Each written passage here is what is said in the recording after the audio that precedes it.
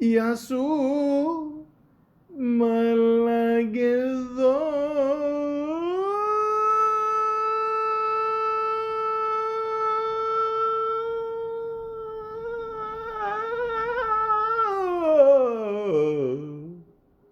Welcome to the Malaka podcast. Hello, my name is Michael. Part 2. Well, ladies and gentlemen, this is my 200th episode. A lot of people thought I'd be canceled by now, but, well, let's be honest. If this was a successful podcast that people actually knew about, it probably would be. But I pay a subscription to SoundCloud, so fuck it. I'm just going to keep going as far as I can. Some people like it, some people don't. It really doesn't matter. That's the whole point of a podcast. You can just keep doing whatever you want. People can complain about anything in the world and they just keep going. I'm just thankful I can actually do something in this day and age of it being October 2021 and I don't have to wear a fucking mask. So, like any other great clip show, I will be reviewing all the shows previous to this from 101 to the recent 199. So, let's begin. Episode 101, Merry Christmas.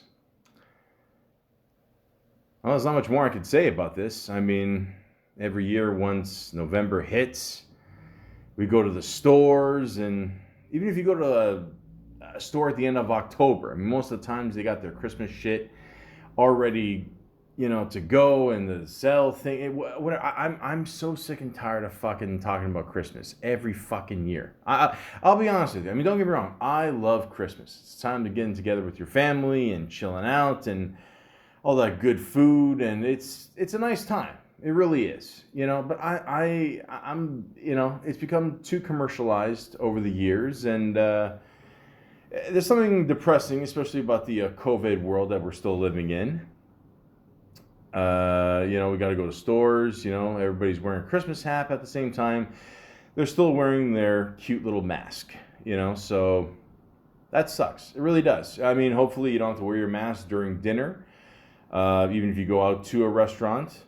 Oh, wait, you do? Well, okay, we're screwed then. What can I tell you? But again, Christmas is a great time of year to just enjoy some good Christmas movies. And I still say Die Hard is a Christmas movie.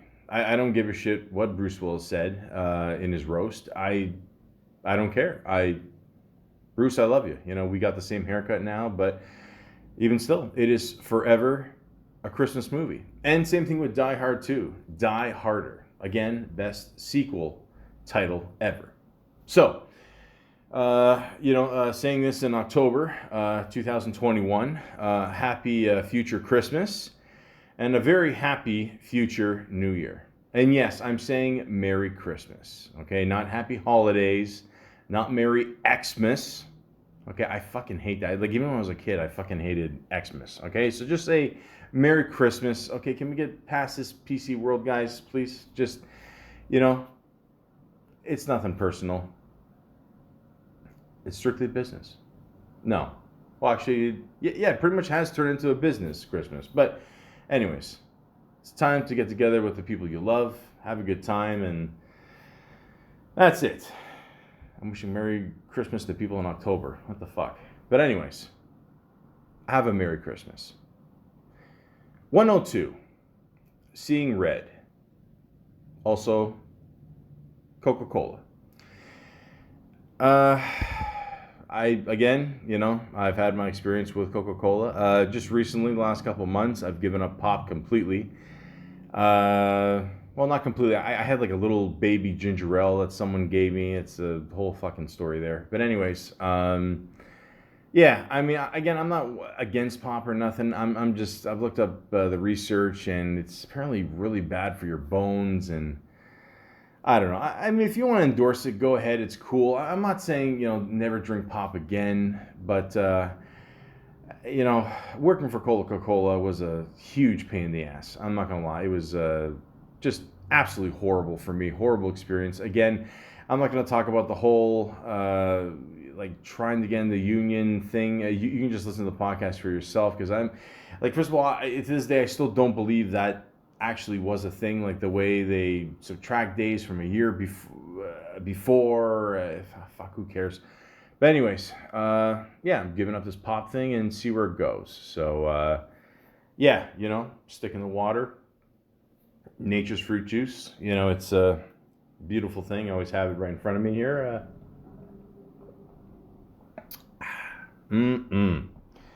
Nothing. So yeah, I mean, it's tough. I mean, you will definitely lose some weight. I lost a little bit of weight too. I mean, that'll happen as well. But I don't know what to tell you. It's not just Coca-Cola itself. It's just, sugar drinks aren't good for you, But we're so used to it, going to fast food restaurants and, yeah, I'll take a burger and fries, and can I get a water instead of a fucking liter of pop? I mean, they'll look at you funny. So I don't know what to tell you guys. It's a world we're living in. If you want to keep doing that, cool. If not, I'm not going to judge you. I don't care. Maybe I'll sneak in a Tahiti treat once in a while. I'll see where this takes me. Episode 103. Eddie Murphy. I love this man. I know he did a lot of shitty movies in the 90s, and even he said he doesn't want to do any more shitty movies. I get it. What can I tell you? Will he still do one more, maybe two more stand-up specials in the future? I mean, I heard a thing where Netflix wanted to offer him a $60 million deal. I don't know if that's going to happen. The Dolomite movie was awesome. I liked it a lot. The sequel to Coming to America, I get it. It was okay. I mean, listen, it kind of made fun of the whole, PC world and the barbershop there. Oh, we can't say that joke anymore. That's cool. I get it. It was all right. Again, guys, I mean, you were able to get away with so much more shit in the 80s, even 90s, comedies. It's hard to find a good comedy these days. I'm not saying this wasn't a good comedy, but it was a decent little sequel. I wouldn't make another one. I'll just say that. Just ended with this one, nice little wrap up. But Eddie Murphy's still doing his thing. Again, I'm still looking forward to Triplets. Apparently, it will happen. The sequel to Twins, Dan DeVito, Arnold Schwarzenegger. They find out they have a triplet, and yes, it will be Eddie Murphy. I still don't believe it, no matter how many times I say it. It's supposed to happen. It should happen. God, I hope it happens. For the sake of comedy, I really hope it happens. So Eddie Murphy, man, I wish you all the best. You're awesome. Thank you for all the years of making me laugh. I really appreciate it. My mom still thinks that your best movie is Trading Places. I still think it's Coming to America. We still go back and forth on it, but that's how much you're still talked about today. So you're awesome, man. And yeah, you said it best. Please don't make any more bad movies. Episode 104, Jim Carrey. Again, I love this man. Awesome. One of my favorites growing up, especially in the 90s. I was thinking about the other day, like, who is the funniest person in certain decades. Jim Carrey absolutely ruled the 90s, for sure. Once 1994 hit, it was all him. So his one show got canceled there, where it was like Mr. Rogers type, whatever. Yeah, that second season, I'm not going to lie, it was kind of weird. I don't know, I tried watching it. They did a whole thing where they did music montages and some kind of dream thing. I don't know what it was. I don't know, to be honest. I like the first season. The second one, yeah, it just didn't work. But you know what? It doesn't matter. I mean, you look back at Jim Carrey's career, what he's done. Now the guy can just sit back and do his paintings, which are actually pretty cool. If you ever have a chance, see him online. And yeah, again, Jim Carrey, I love you. Honestly, from the bottom of my heart, you're a proud Canadian. You're a really funny guy. You're awesome. So you deserve everything that you've earned at this point in your life, and just chill, man. Just relax. I mean, I like the whole thing you did with Saturday Night Live there and Joe Biden, and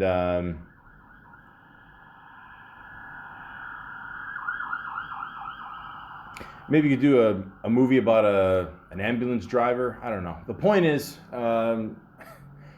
Carrey, I love you. You're awesome.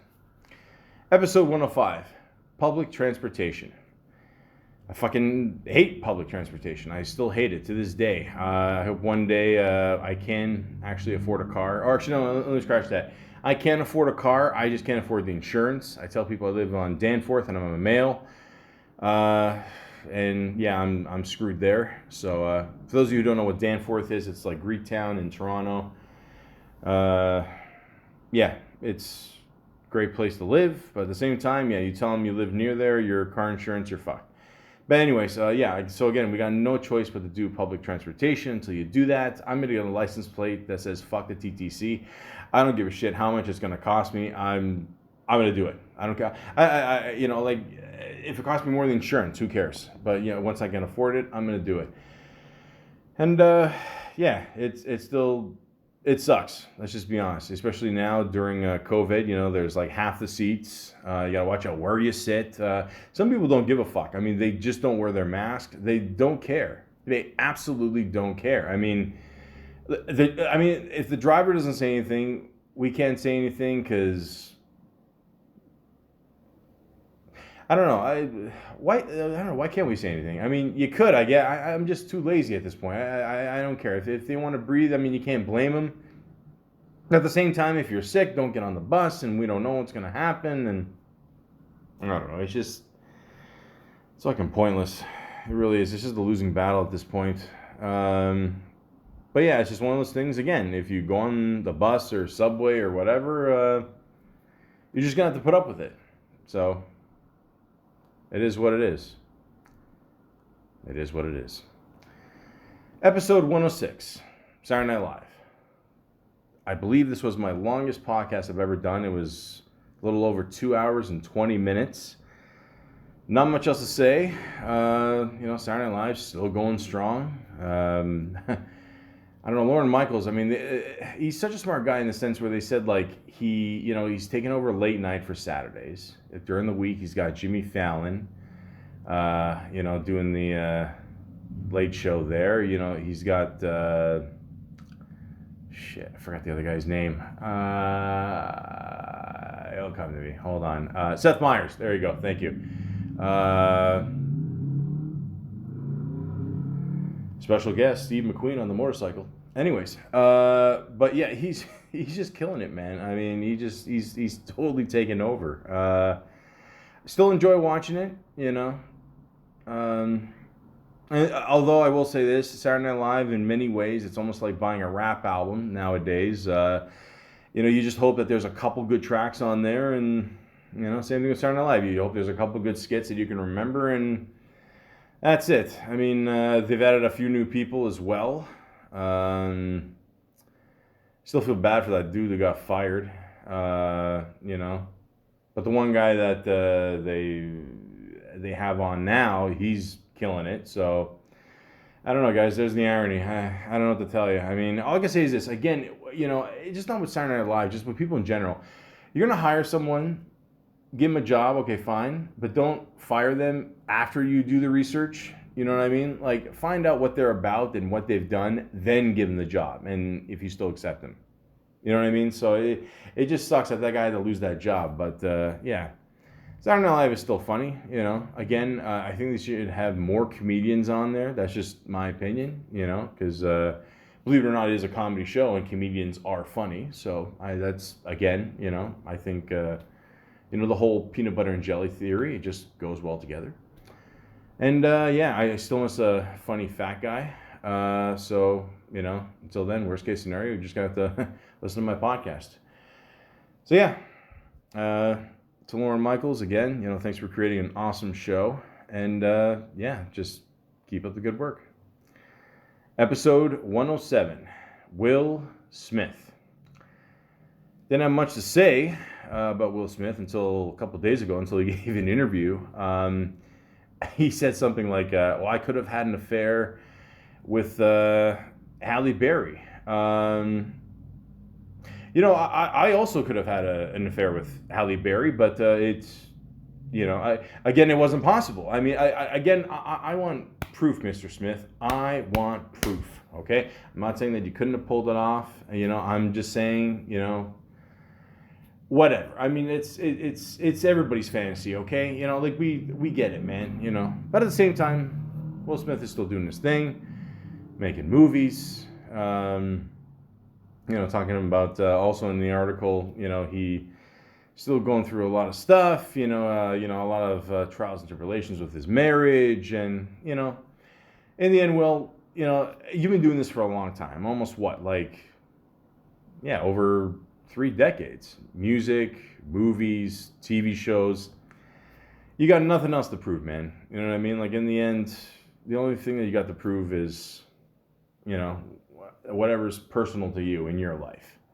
You know what I mean? That's it. You know, again, I grew up loving The Fresh Prince. I loved a lot of his movies, hated a lot of his movies, but again, you're not going to like everything that everybody does. So, again, it is what it is. And Will Smith, I wish you all the best in the future. And yeah. Oh yeah, he did that reunion episode with. And again, like I didn't know it was a reunion episode. Like I thought they were literally going to bring back the show. I thought they were going to do a couple episodes there. So you know that was kind of a tease. But again, you can't do anything you know without James Avery, rest in peace. You know the actor who played Uncle Phil. And yeah, you can't really do anything there. I don't know, like, and they said they're gonna bring back the show and reboot it, and fuck it, that's another word I can't fucking stand anymore is reboot. But anyways, isn't it ironic that they have like the word reboot has the word boot in it, and most of the shit should get you know kicked in the ass, but I don't know. What are you gonna do? What are you gonna do? Will he rap again? I don't know. Who knows? But yeah, again, Will, you know, you've proven yourself. You know what I mean? So don't worry about it, man. And all the best. Episode 108, Kobe Bryant. Still can't believe it, guys. I don't know. To this day, yeah. I mean, I recorded this when it first happened on that day. Yeah, this is. I mean, they did a great memorial service for him in front of the Staples Center there.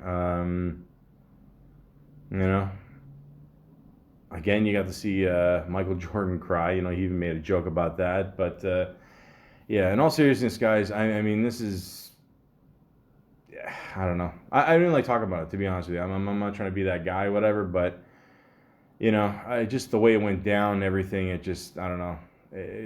It's really shocking, you know. I got a couple Kobe rookies, you know. I put them in a nice little plaque, you know, put them on my wall there, and you know, one of the best players of all time. You know what I mean? Like even people still to this day, they talk about like you got Kobe in his prime, you got Jordan in his prime. Who would, you know, who would win? You know, I mean, they're still talking about that to this day. I mean, that's, you know, that says something. And one thing I wanted to say is one clip I saw online just after it happened. They showed Allen Iverson, and they showed him with Dwayne Wade. And at one point, they just looked at each other after it happened, and they didn't even say anything to each other. They just looked at each other, and they just hugged. That's it. You know, it was. Man, I you know my heart goes out to that family, man. I mean, you know, what a legacy, though. I mean,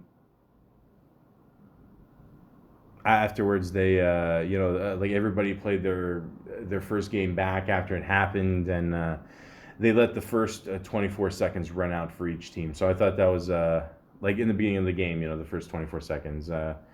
I thought that was really nice. They did that, and yeah, it's life is not promised, guys. I mean, it doesn't matter who you are, you know, it doesn't matter how famous you are. It's, you know, it's not, and a lot of it is just what you left behind, you know. And like I said, Kobe Bryant left a hell of a legacy. So I remember watching him, especially in his earlier years. You know.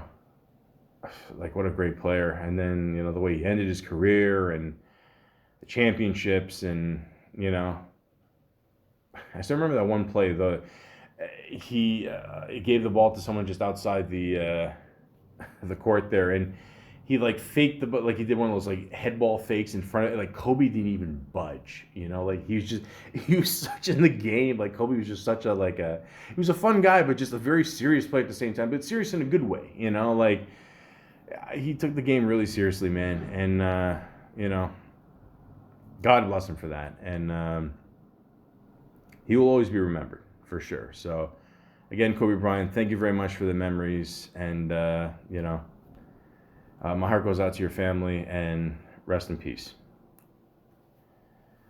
Episode 109, Coronavirus. What can I say, guys, that hasn't been said about this shit already? I mean, you know, like we don't even call it that anymore. Everybody just calls it COVID or COVID-19 or the pandemic. You know, I mean, at first, it just started off as a joke. Everybody wearing a mask, and that's it. Just, you know, and then it got more serious as it went on. And what we got? Like, a little over a year and a half later, it feels normal now, you know, which I don't know if that's a good thing or a bad thing. Obviously, it's not a good thing, but I mean, you know, a good thing in the sense that people aren't as worried about going nuts about it, but then you're at a point now where people are still going nuts, and you know, we want to go outside, we want to go to restaurants, we shouldn't provide a passport just to sit down and have a sandwich. You know, it's just, I don't know what to tell you guys. I don't know. It's just gonna keep going. You know what I mean? Like we don't know how much longer it's gonna last. Third wave, fourth wave, fifth wave, surf's up. I don't know what to tell you, you know, it's just one of those things. Let's just keep following protocol, you know, wear a mask wherever you go, even on the fucking public transportation, you know. I had a friend that, unfortunately I lost to the virus. She got sick, and she had to stay in the hospital for a while, and from what I heard, she picked up COVID, and yeah, it's not good, guys. It's, you know, rest in peace to her. It sucks, you know, as much as, you know, we think it's just a part of life now, it shouldn't be, you know, I don't know what to tell you guys. I'm not going to tell you guys it's going to get better anytime soon or it's going to get worse. Nobody knows. Just keep following protocol. That's the best thing I can tell you. Okay? So, that's it. Episode 110, Sonic the Hedgehog. Again, guys, I grew up a Nintendo kid. Always and forever will be. But, yeah, the movie was decent, you know, for a kid's movie. I don't know what else to say about this. Like I said, I don't know. He's blue. He's fast. I don't know. He's got a pal named Tails. He's orange. I don't know. Good little game. I don't know. Is he faster than Mario? Yeah. But, you know, can he shoot fireballs? Enough said. Episode 111. Nicolas Cage. I mean, should I bother reviewing the movies I haven't seen? No, there's no point. I don't know what to tell you guys. At this point, Nicolas Cage, you know, he's doing his movies, making money. He did some movie about him owning a pig or something. For some reason, like, I'm starting to think people are just putting, you know, his movies like higher rated than they should be just as a joke. I mean, you know, you want to do that, fine, you know, but, you know, come on, you know, I watched the 5 minutes of that movie and I just got bored out of my fucking mind. It just, you know, I don't know, the guy's barely unrecognizable anymore, or recognizable, whatever the fuck, I'm tired. And, yeah, it just, you know, whatever, what are you going to do? Although I did hear, well, first of all, I heard that they're making a second season of Tiger King, or it's going to come out soon, whatever. But I did hear a while back that they are going to make a movie based on this guy, and Nicolas Cage is going to play him. I don't know if that's true, but fuck it, why not? I mean, you know, could that be his comeback, you know, after, I I don't know, almost 20 years of bullshit here. I mean, who knows? But we shall see. So, again, Nicolas Cage, you can do whatever you want, man. In the end, you made The Rock and Face Off. So, for those two reasons alone, I will love you forever. Episode 112, Arnold Schwarzenegger. Now we got that out of our systems. Again, we are still waiting for that triplets movie. Let me repeat that again. Arnold Schwarzenegger, Dan DeVito are making a sequel to Twins, and Eddie Murphy is going to be their triplet. Again, need I say more? Episode 113, The Worst Job I've Ever Had, Part 2.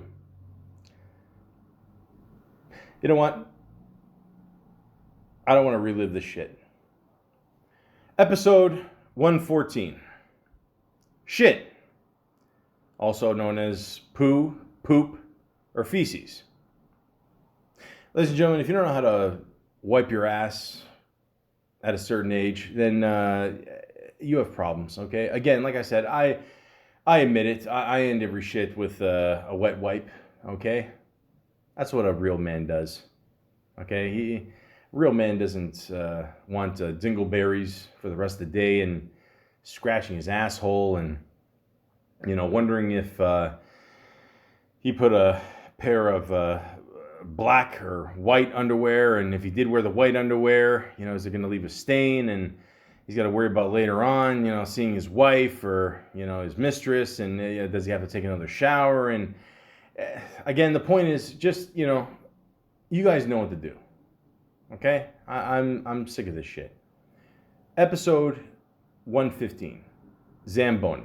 The only reason why I did this episode is just to talk about the fucking Leafs and that fucking time that fucking Zamboni driver beat us in a game. That's how much the Leafs suck.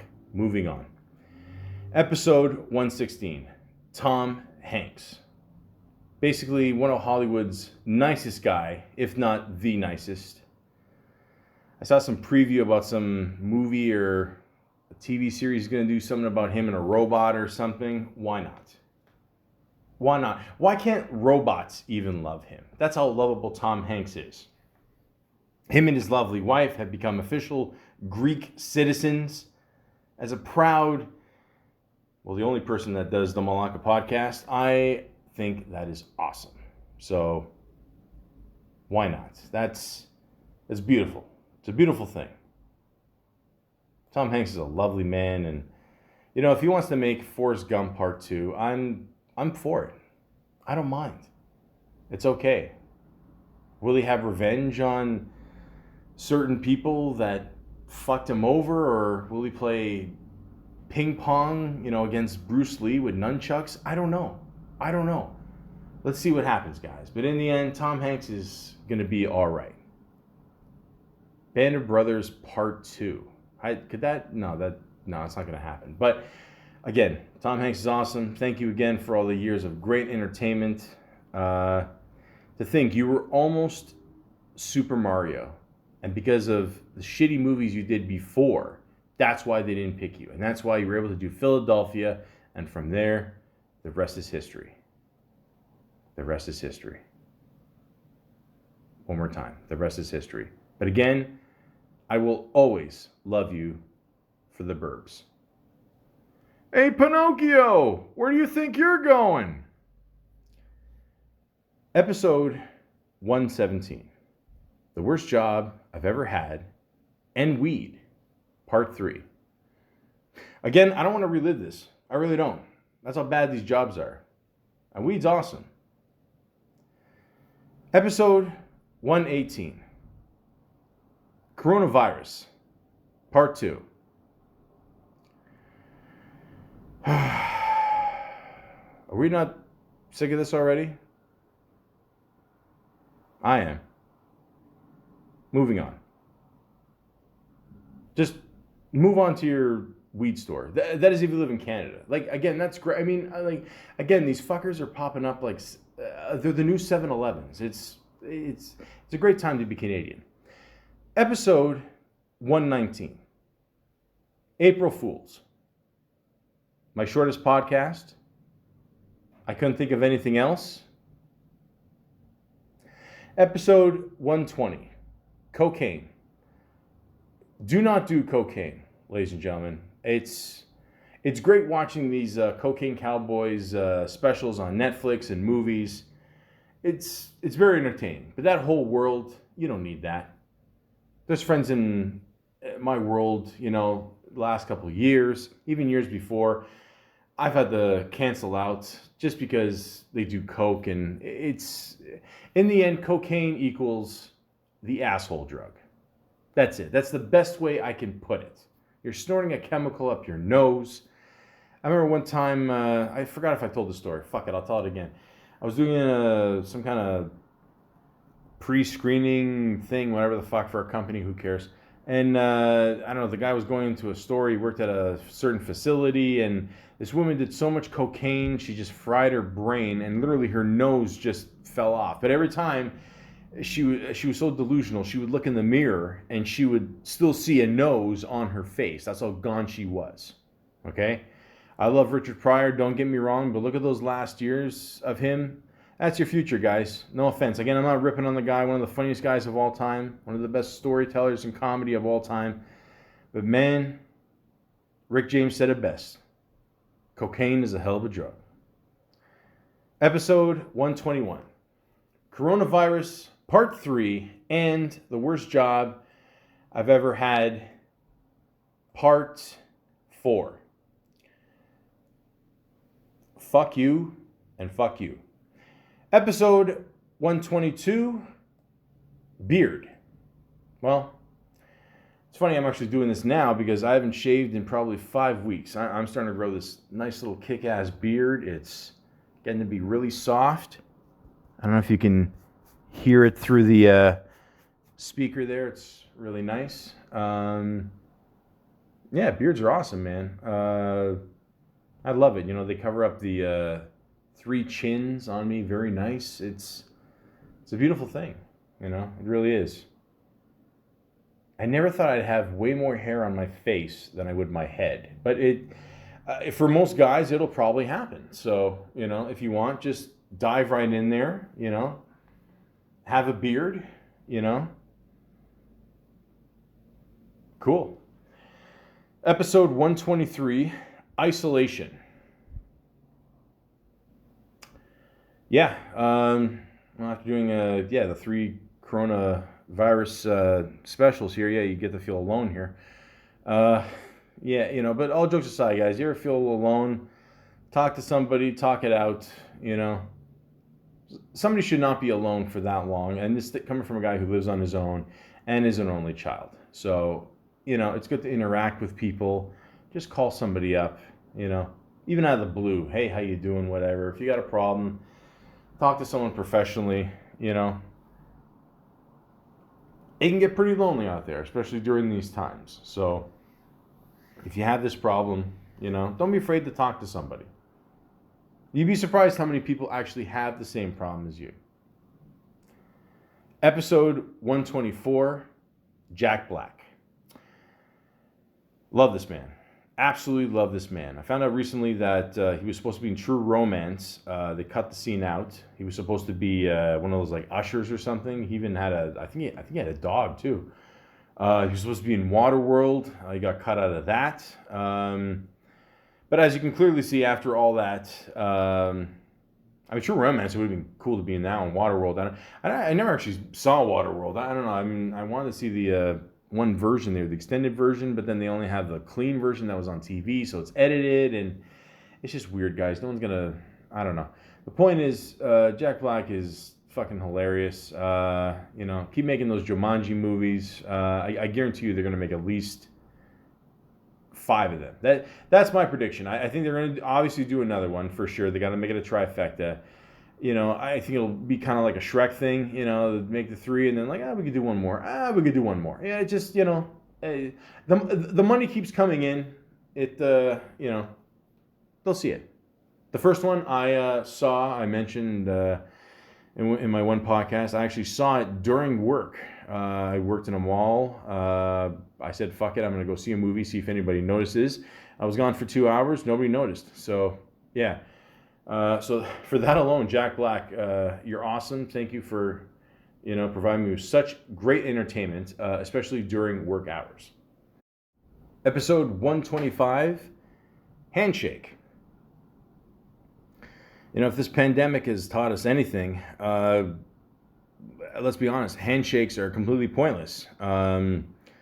Fist pumps, people are even afraid to do that. And again, let's just really keep it real here. We look stupid just banging elbows. Again, I think I mentioned this before. We all look like the Oakland A's in the 80s. But it's just, is there any point to a handshake anymore? Like, is there, again, I'm not trying to, not sound manly or nothing like that. It's cool to give someone a handshake. I get it. It's cool. Whatever. You're drunk. Yeah.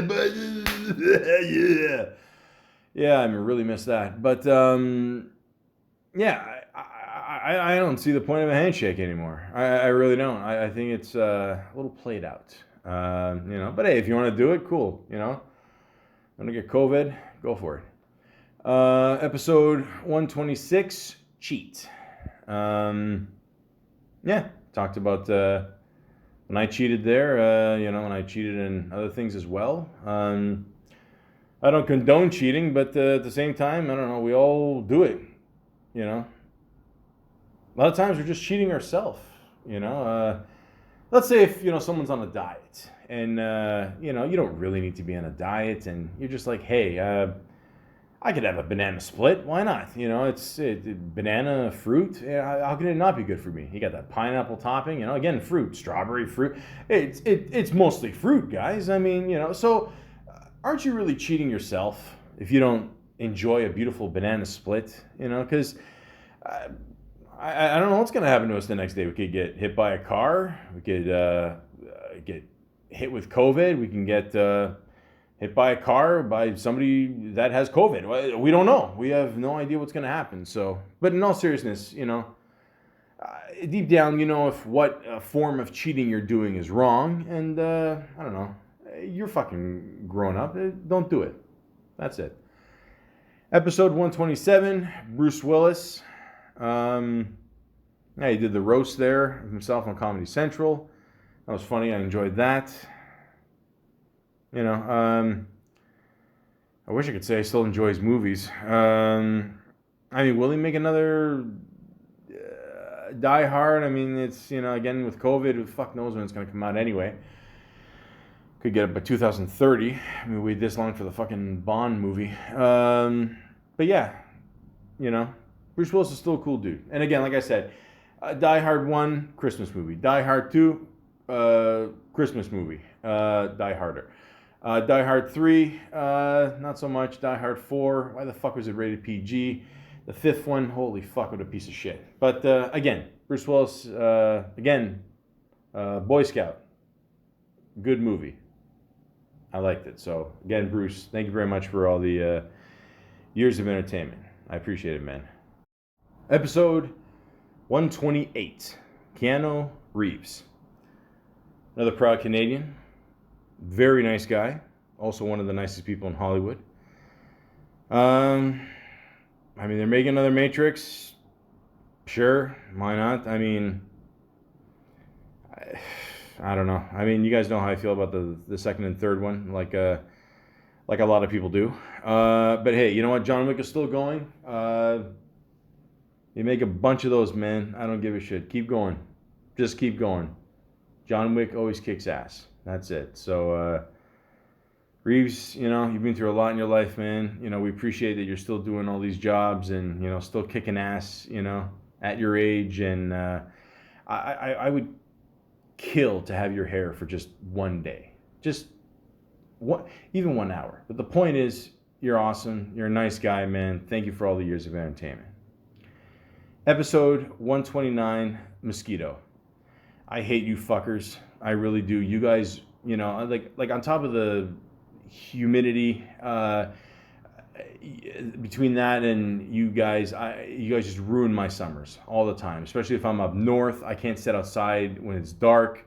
That's when you fuckers attack me the most. You know, I mean, you must look at me and think rump roast, and it just, I can't stand you guys. I can't stand you guys. Can't stand you. Can't stand you. One day someone's going to invent a machine where they trap you and they just fucking torture you. And I'm going to be first in line to get it. Because I hate you. Episode 130. Riot. Now we're seeing a lot of the stuff that's happening overseas. You know, I reviewed a lot of the stuff that happened back then. Don't do it, guys. You know what I mean? It just... You know, like, who are you going to help? I mean, you're just killing the city. You're killing, especially small businesses that are just relying on, you know, just everyday sales just to get by. And, you know, it's not cool. You know, I forgot if I mentioned this before, but they showed that one clip of that kid trying to riot. And then, like, the kid's mother showed up and, like, just smacked him and just gave him shit. I mean, that's, you know, that's going to be you guys. I'm telling you, like, you know, he's just like smacking him. Like, oh, man. But, yeah, you know, there's no point in rioting, guys. Just, you know, get a job, save up for that TV. You know, it is what it is. You know, that's it. Just don't riot. Stop rioting. It doesn't solve anything. Unless you're doing it for a cause, I guess. I mean, you know. But then, I mean, that's just like a, you know, march, you know, keep it clean. But yeah, don't riot. Don't be stupid. That's all. Episode 131, Vince Vaughn. Still love this man. I will always love this man. You know, nowadays he's just chilling, whatever, and he came out with some movie. I forgot what he was even called, and I just looked at, you know, like, again, I always say this, like, if you look at a movie poster, you can just pretty much tell it's not going to be good. It didn't get the best rating anyway. I don't even forgot the name of the movie, but I mean, they showed him on the poster, and, you know, it's one of those faces where it's like, you know, it's for the money, you know what I mean? And I get it. It's cool. You know, it's better than any other part-time job. I get it. Like, these are the perks of, you know, being an actor. Okay, maybe you got your run for a bit. You know, you're hot for a second there, you know, making some good money, whatever. And you will always make decent money in this business, of course, doing something, you know. But people always, like, say, oh, he's not doing whatever anymore. He's not doing these big budget things, whatever. You know, it's like, who cares? I mean, he's still, you know, doing what he loves. He's still making good money. That's it. So who cares? Vince Vaughn, you're awesome. Old school, unrated. One of the funniest comedies, in my opinion, of all time. You were great in that. Very funny guy. Thank you. Thank you very much for all the years of entertainment. You're awesome. Episode 132, Donald Trump. 2020 came. You guys made the right decision. Finally, after 4 years of this fucking shit. But who knows? It may not be over. Okay, he could still run again in 2024. But again, remember what happened between 2016 and 2020. Okay? Mr. Trump, if you want to host The Apprentice, I'm down. I'm being honest with you. I'm ready for you to host The Apprentice again. I think NBC has picked up, you know, way worse shows than the one you put on for 4 years in the White House. But again, I don't see why you couldn't get your show again.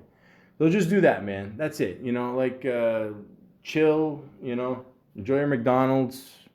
That's it, man. Just relax, you know, and stop lying about, you know, your health is good and, you know, stop it. Again, nobody that eats McDonald's on a regular basis, almost every day, is not in good shape. And again, I like McDonald's too. But at the same time, you know, look at me. Look at me. Would I say I'm in shape? Of course not. Okay? I have no hair and my hair looks better. The point is just, you know, stay away from the White House. Okay? Just because it's called the White House, it doesn't mean you have to be in it. Okay? That's it. It's that simple. Just please stop this. Just stop it. Retire. Most people in their 70s, they retire. They chill, they relax, you know. That's it. You know. Keep an eye on your kids. That's all. Just relax. Stop it. Stop it. Stop it. No more. No more president for you. No more. Episode 133. Rain. I still love the rain. It's supposed to rain tonight, actually. Just gonna chill, relax, maybe smoke a joint because I live in Canada and it's legal. And just listen to the sounds of the rain. That's it. It's very soothing. I don't know. I got nothing else to say about the rain. I don't know. I said it all in this podcast. But again, yeah, if you're inside, the rain is awesome. If you're outside, not so much. I mean, people like to walk, dance in the rain. I don't know. That's their problem. Me, I'll stay inside. Episode 134, Mask. Now, despite my horrible rapping on this podcast, you still got to wear a mask, guys, especially during these times. Okay? So, what are you going to do? Okay? What are we, from Florida? Just wear the fucking mask. That's it. Okay? Done. Episode 135, Chadwick Boseman. Another actor that we definitely lost way too soon. I can't believe he didn't win the Oscar. It's not just because he died. I don't think it's one of those things. But even I don't know, Hannibal Lecter there even said, he thought Boseman was going to win. So, yeah, I think we all thought that, man. But I don't know. What do we know? But, yeah, lost another great guy there. Very funny guy, very talented. Great guy, man. I mean,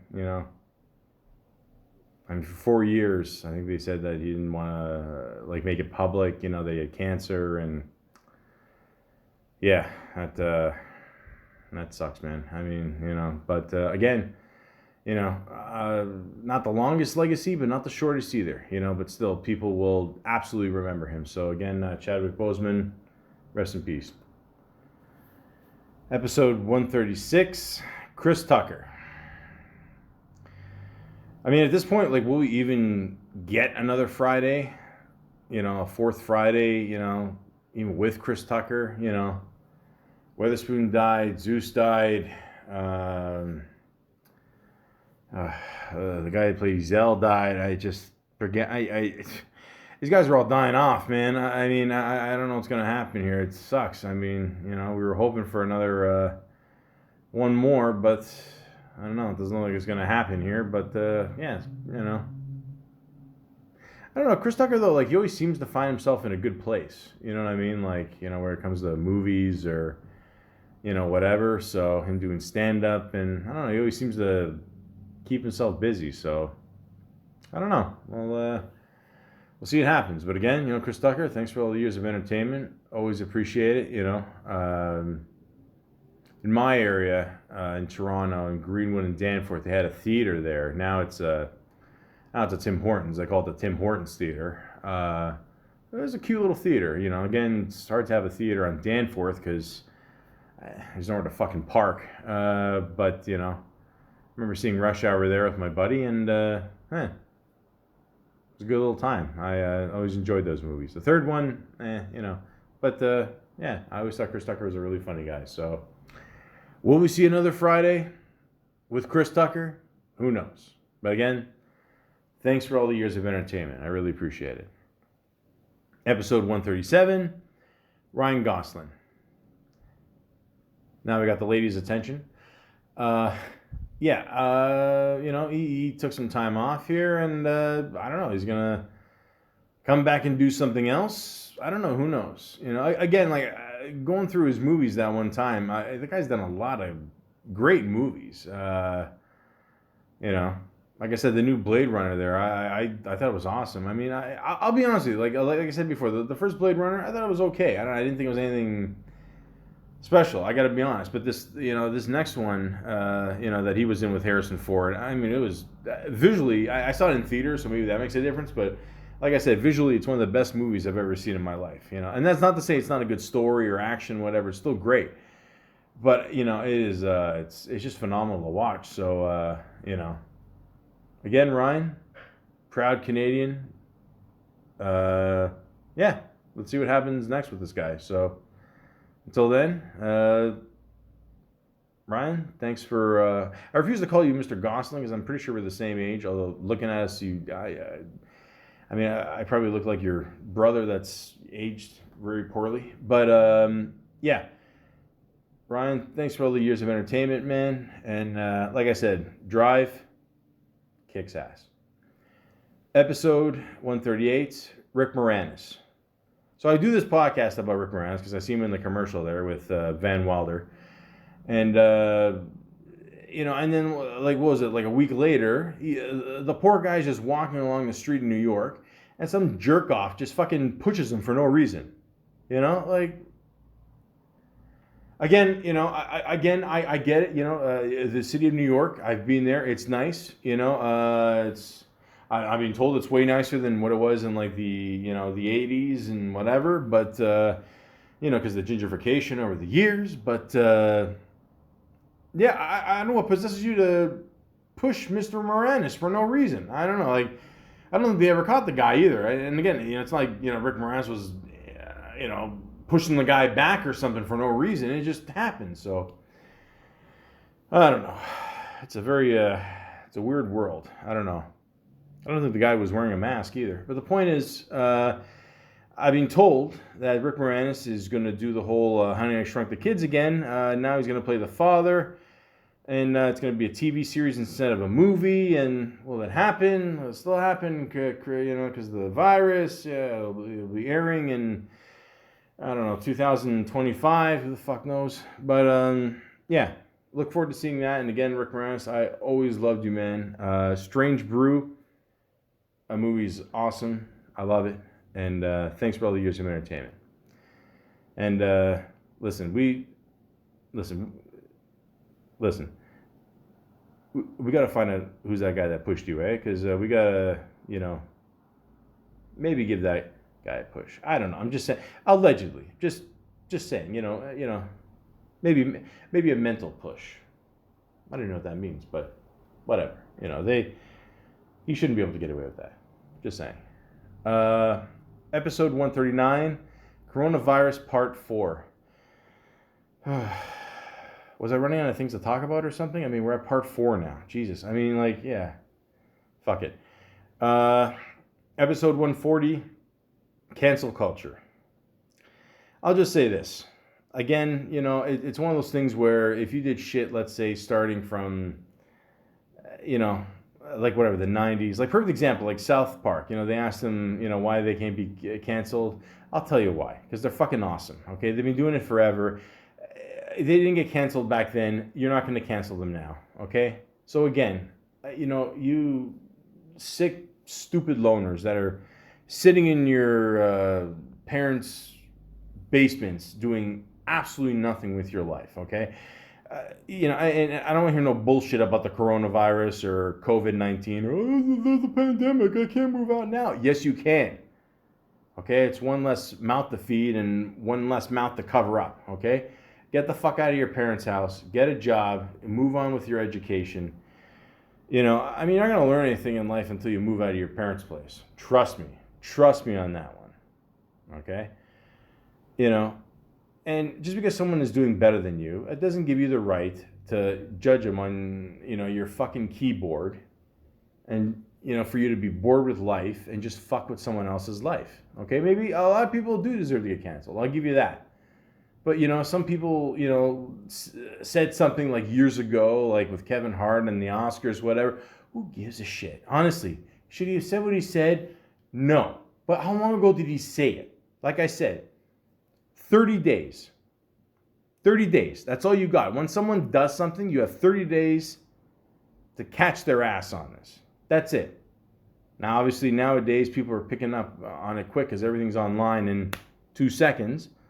But at the same time, even then, like, study it. Like, is it worth canceling this person? Really? Really? Really? Just think about what's going on in your life. And how sad is it that you're obsessed with someone else's life and ruining, someone else's career because you have none? Okay? So if anybody wants to cancel me, don't. But I'm just saying, come get me. Come get some. Okay? No one listens to this show anyway. I got news for you. There's nothing here to cancel. Realistically, I would have been canceled after episode 3. Okay? But I keep going. Why? Because I can.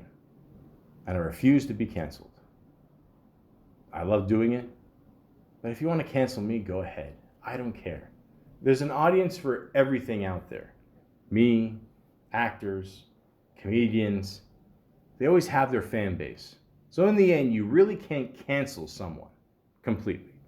You really can't. Even the whole the baby thing. Okay? I'm just going to come out and say it. He's a rapper that's black. You will never cancel him. Never. Did they cancel Chris Brown? Not really. If Chris Brown was Chris White, yeah, he'd be fucked. But he's not. He won't be canceled. So again, there's different levels of this shit. But again, in the end, I'm going to say it again with my nuts in my hand. Cancel this. Episode 141. Sylvester Stallone.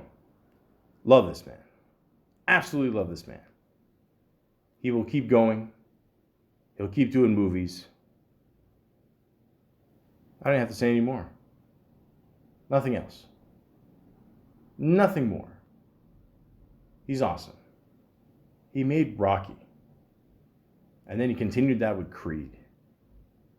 Now there's a rumor that he may not be in the next Creed and they want to see if they can do it without him. But I'm like, dude, you gotta keep going, man. You know what I mean? Like, keep riding till the wheels fall off. Okay? You know, like we love you.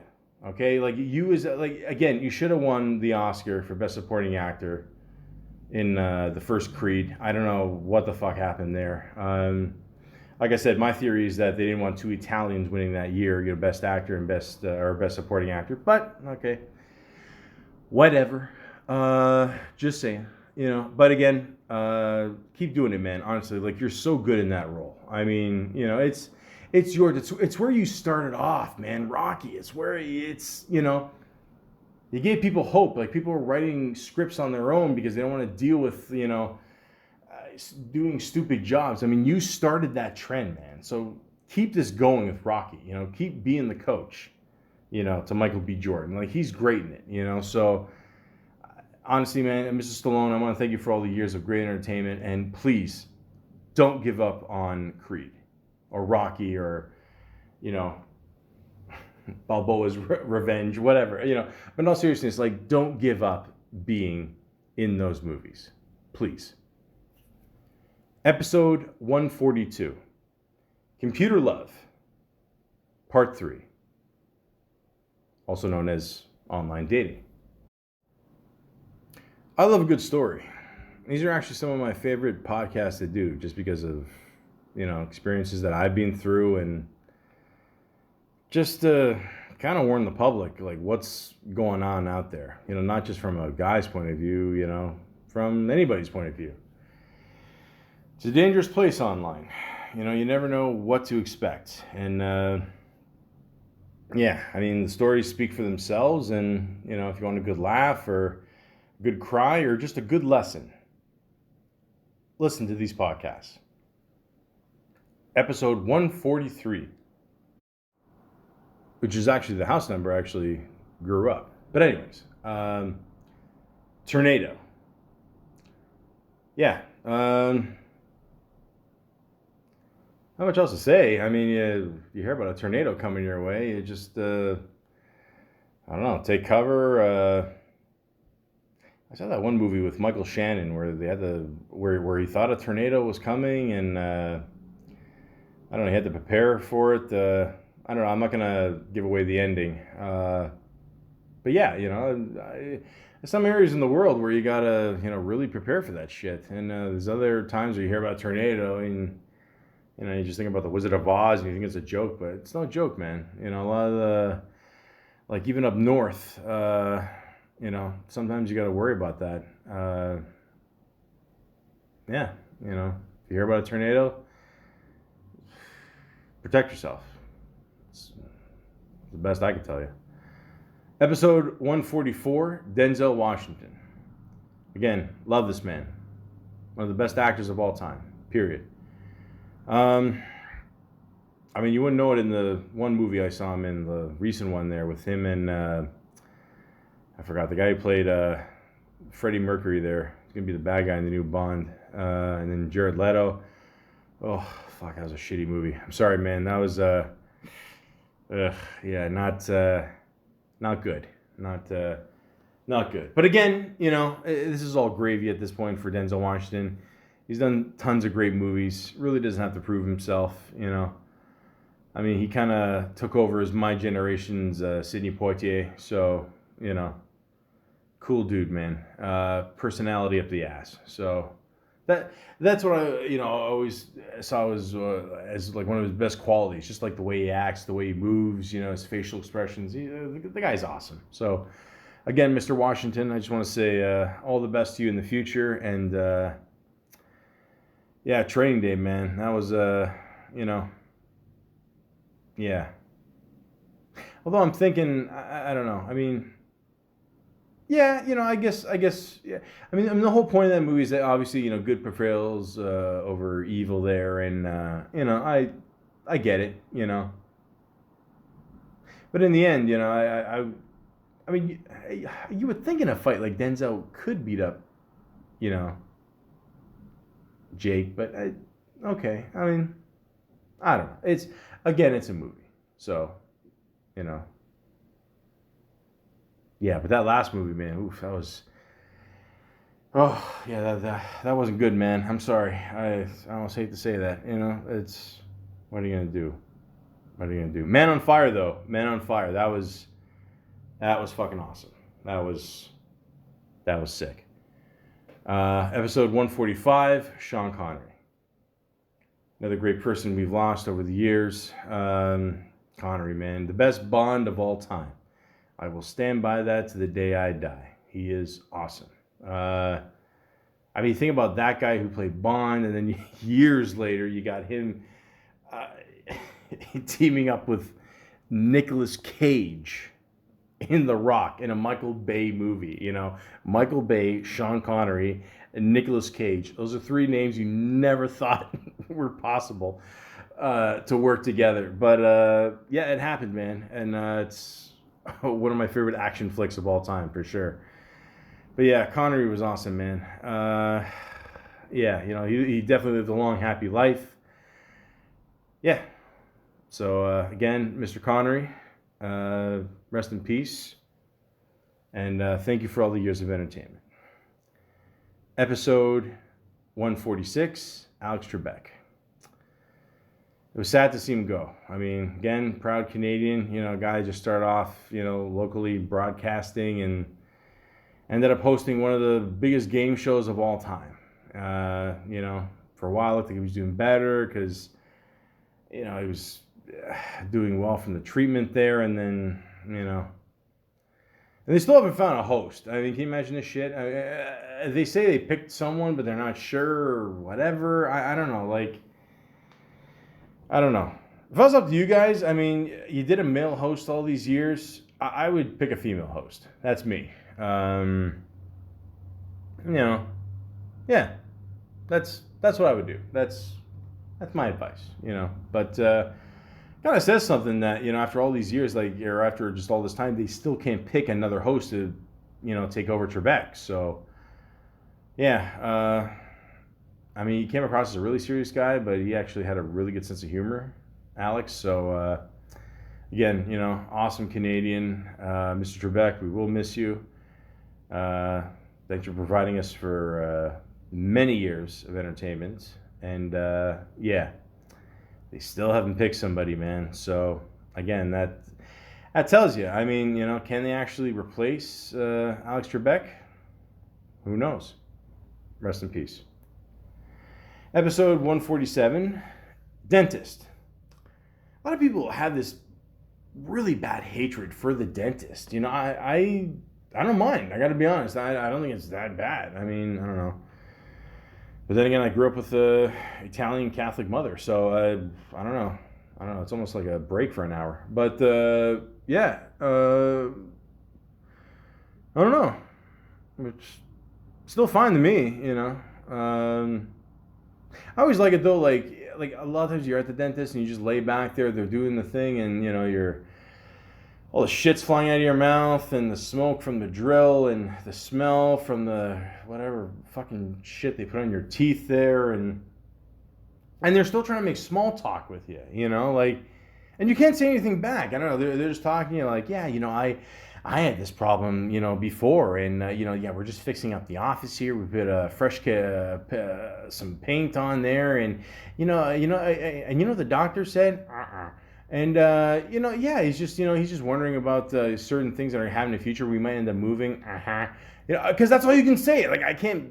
You know, I can't every fucking second, okay, take the shit out of my mouth so I can go, well, that's very peculiar. I can't even say the fucking word. But the point is, yeah, it just, the dentist is the dentist, man. They gotta do what they gotta do. You know, put your, head back and, I don't know, enjoy the show. That's it. You know, stop being a bitch about it. Episode 148, Tommy Tiny Lister Jr. Again, very sad what happened to this guy. Yeah, you know, it didn't end up being COVID. I mean, all these people die. They think it's COVID, whatever.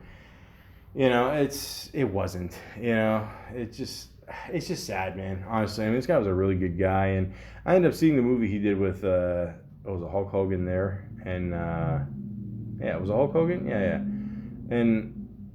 Yeah, I thought it was a good little movie. I liked it. Yeah, and that kind of started his career through the WWF, or now it's known for WWE, you know. Yeah, very good guy, man. I don't know, I liked him a lot. Again, like I said, it was always cool that he had that really iconic scene in The Dark Knight.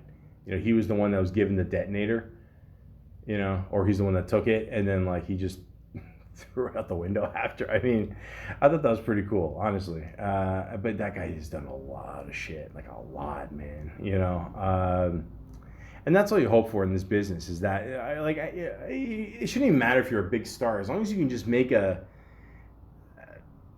good money and decent money off this business. You're golden, you know. And from what I was told from the things I gathered about Tommy, he was a good dude. I mean, you know, so.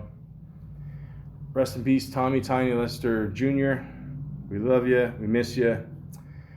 And yeah, definitely one of the best bullies of all time in movies. You always scared the shit out of me, man. Honestly, but in the end, you're a gentle giant. So you know, we love you. Rest in peace.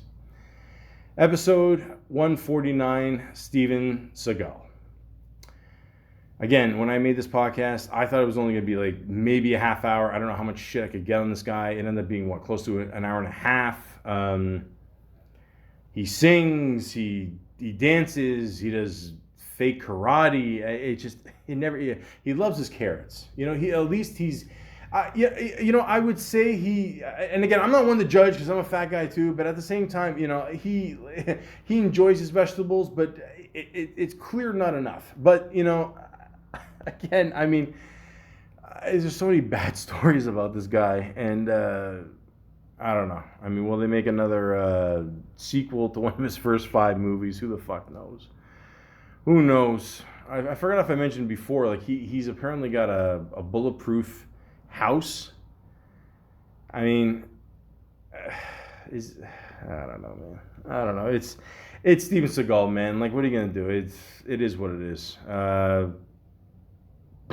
I mean, look, if Under Siege 3 comes out, I'm definitely gonna check it out. I'm not gonna lie, it is what it is. And I still say that Jean-Claude Van Damme, Steven Seagal, both in their prime, Jean-Claude Van Damme would still beat up Steven Seagal. Even now, I think it's pretty clear who the winner would be. But again, I guess the whole thing with Steven Seagal is just, you know, it's kind of like the whole Nicolas Cage thing, where it's like, you know, maybe we're hoping that this will be the one that's good, or, but instead, no, it's just Steven Seagal just in his movies with his own production company. And I don't know, for a lot of these roles now, he doesn't even bother to get up out of a chair. Oh, Jesus. But, yeah, it's, who knows? Will we see another movie? Great movie with Steven Seagal one day? Who the fuck knows? 150 vaccine. I think it's very important at this point that we all do get vaccinated. I mean, most of us that are for the shot have gotten our second shot. There's still a lot of people out there that are still, stupid. Get your shot, guys. You know what I mean? Like, I don't know what to tell you. I mean, I'll say this though, like, you people, that are against getting the shot, okay, you better not be the ones that are going to Florida in December. And then, like, we all know how it's like down in Florida. It's a fucking wild, wild west down there. And nobody's doing anything there. They ain't wearing a fucking mask to go to the store. People that haven't been vaccinated from Canada, they're going to go to Florida, then they're going to come back with the shit. And, it's just going to be a fucking mess, man. Just get a fucking shot, please. Okay, come on, man. It's the government is not after you. It's not trying to kill you. It's just trying to help you. And, again, if you're sick or you're about to get sick, it's like a flu shot. You get the shot, then that's it. I mean, it's 2021. You still got to explain this to people. Fuck me. Anyways, episode 151. Giannis Antetokounmpo. I'm pretty sure I said it right, okay? I'm Greek. I have an excuse, okay? I see so many Greek names, it's hard to keep track. But anyways, I am so proud of this man, okay? Him, his brothers, his whole family is just awesome. Look what Milwaukee did this year. Beautiful. Absolutely beautiful. They win the championship. He wins MVP. Afterwards, he gets 50 nuggets. Not 51, not 49, 50 nuggets. You eat up, Giannis. Build your strength for next year. In years to come, maybe you'll come on the Raptors. The point is, I honestly, no bullshit. It's just great to see how nice of a guy this guy is. Even like at the end there where he was, talking to people afterwards, and he was like cramping up. He's like, "Oh, I'm sorry, I'm cramping." No, it's okay. You got to stretch, whatever. Just do what you got to do. I mean, this guy worked his ass off to be here. Look at him in his rookie year when he looked like a baby twig, and he grew up to be literally Zeus. I mean, it's fucking awesome. I mean, I'm so proud of this guy. And I just saw a clip of him recently.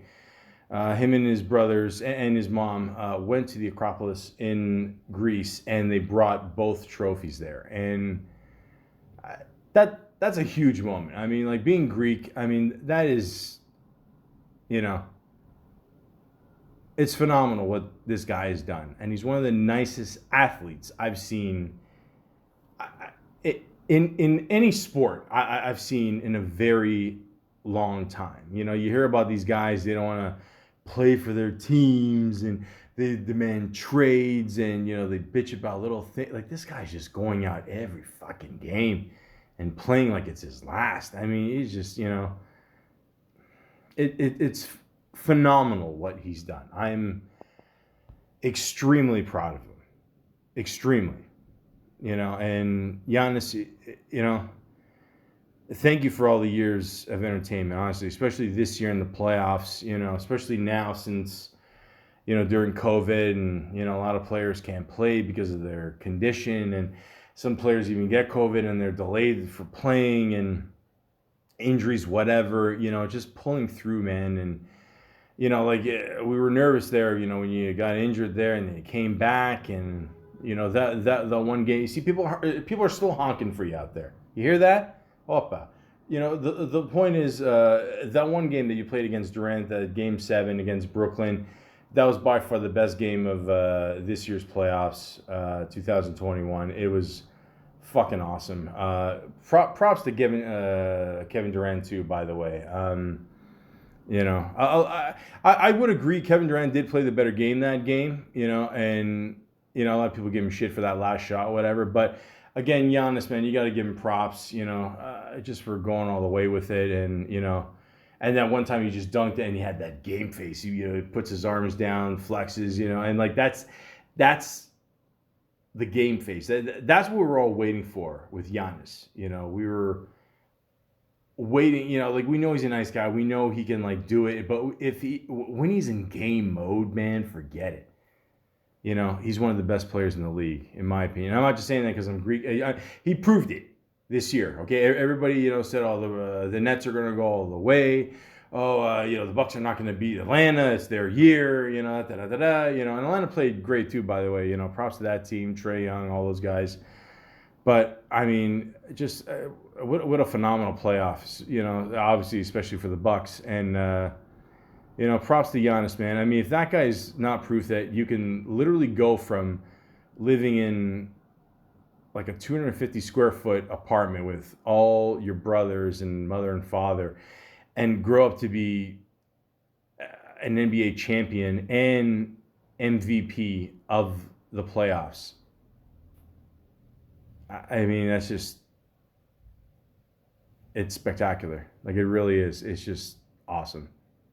So, props to him and his family. And Giannis, man, just keep up the good work, man. I mean, you're still really young and, you can do whatever you want. And I wonder what kind of dip he got with, I don't know. I mean, you can't really dip like nuggets and tzatziki. I mean, you can. I have done it. I'm not going to lie. But, it's probably better with barbecue sauce. But the point is, props to you, Giannis. And,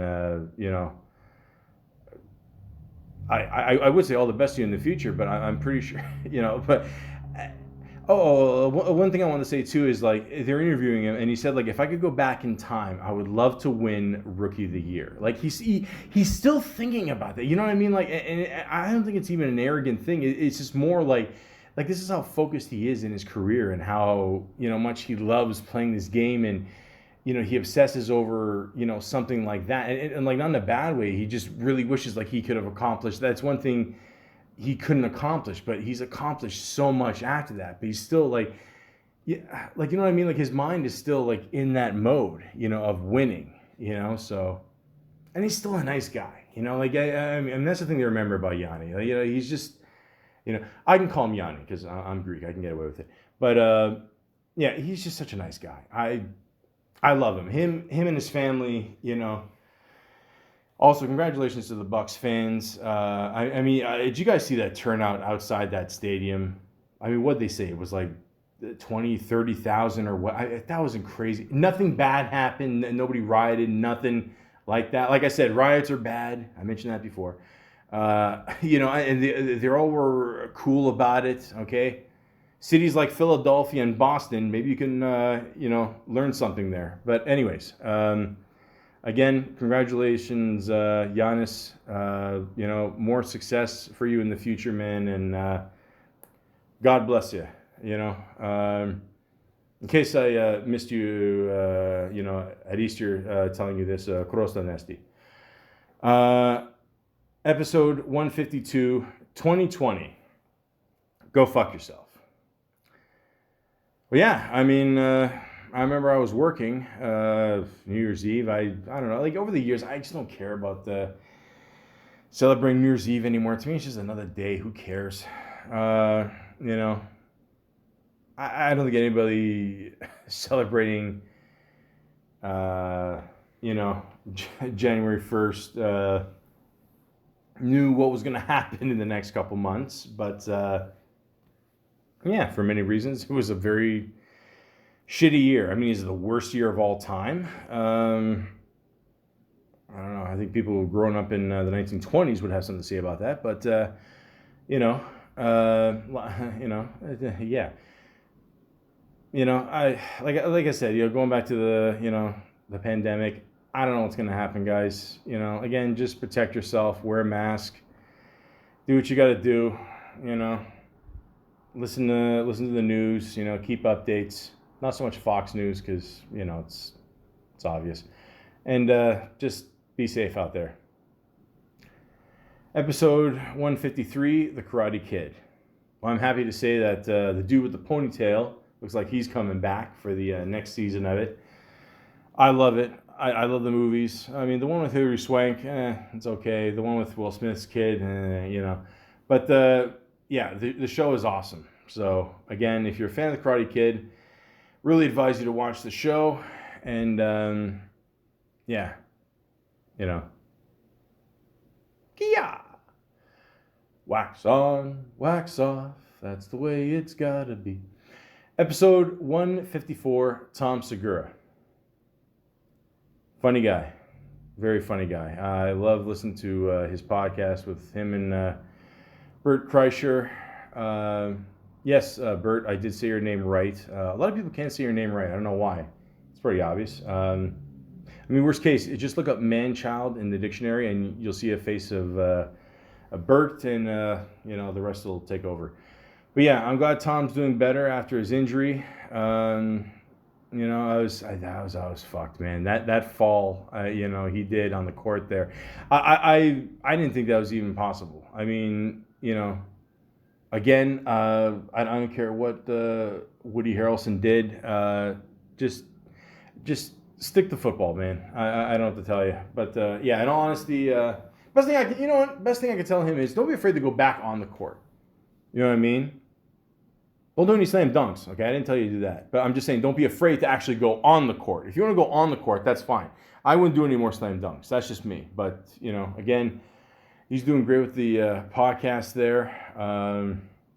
Sucks too there. Talib Kweli's got his podcast. I just saw a little teaser today, actually, about he's going to interview Tom Segura, do the whole thing there. So I'm looking forward to that. But Tom's a really funny guy, and I don't know. Again, with this COVID going on, you can only tour so much and do so many things there. And we'll see where it goes with his career. But again, he does a great podcast with his wife, great with Bert, and he's awesome. I love him.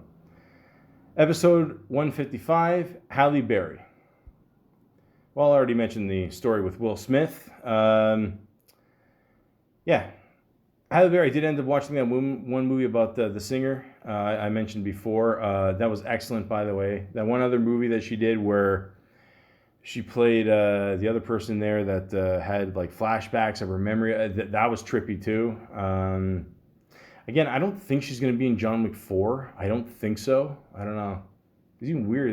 Like even the ending of John Wick 3, she kind of just disappeared in the desert. It was weird. I don't know. But, she's awesome. She's great. Lovely woman, What else did I say? It's Halle Berry, guys. If you don't know this by now, I can't help you. So, again, Halle Berry, thank you, Miss Berry, for all the great years of entertainment, and I hope you make another appearance in John Wick 4. I know you guys got to do a lot of training. I saw that whole training montage you had to do there, and with Keanu Reeves there, and it's crazy. People think people just show up to sets and they just automatically know kung fu, but apparently that's just not the case. But so. Hope to see her in more movies to come. And, that's it. She's awesome. Episode 156, Tony Sirico, a.k.a. Paulie Walnuts.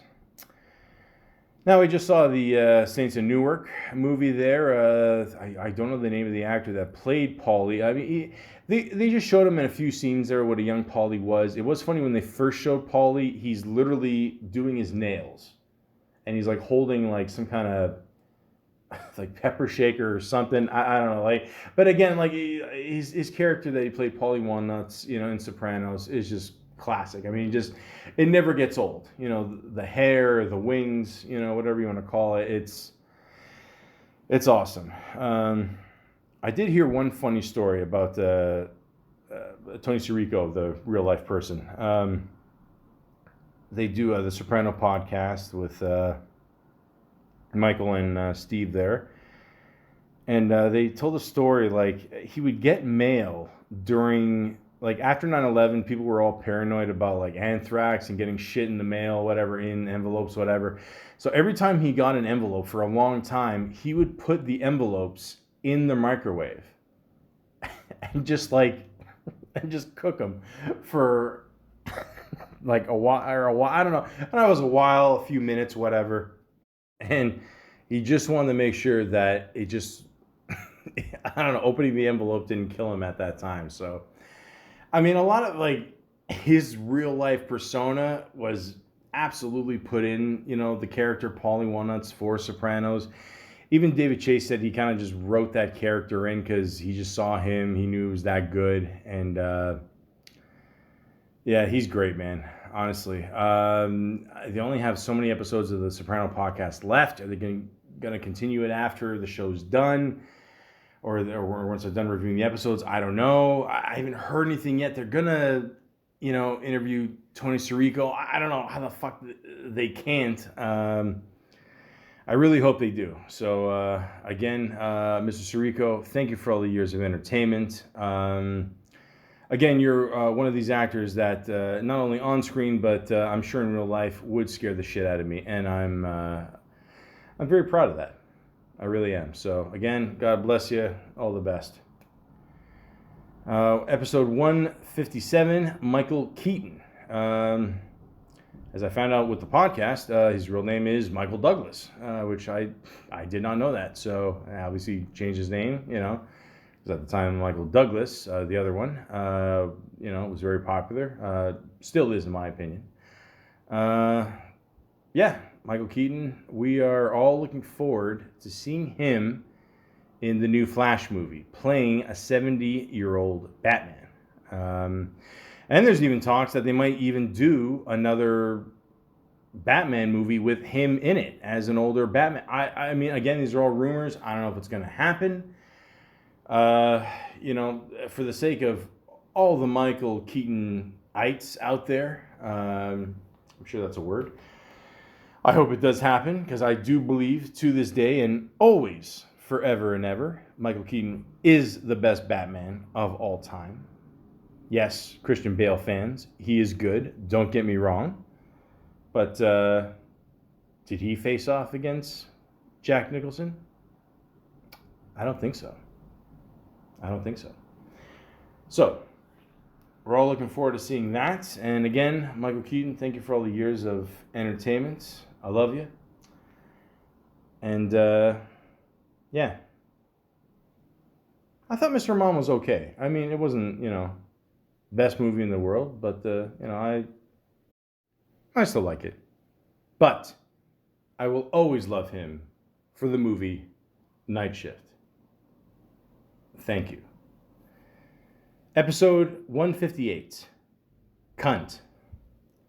Well, I said it before, ladies and gentlemen, and I'll say it again. We can't solve the problem unless we talk about it.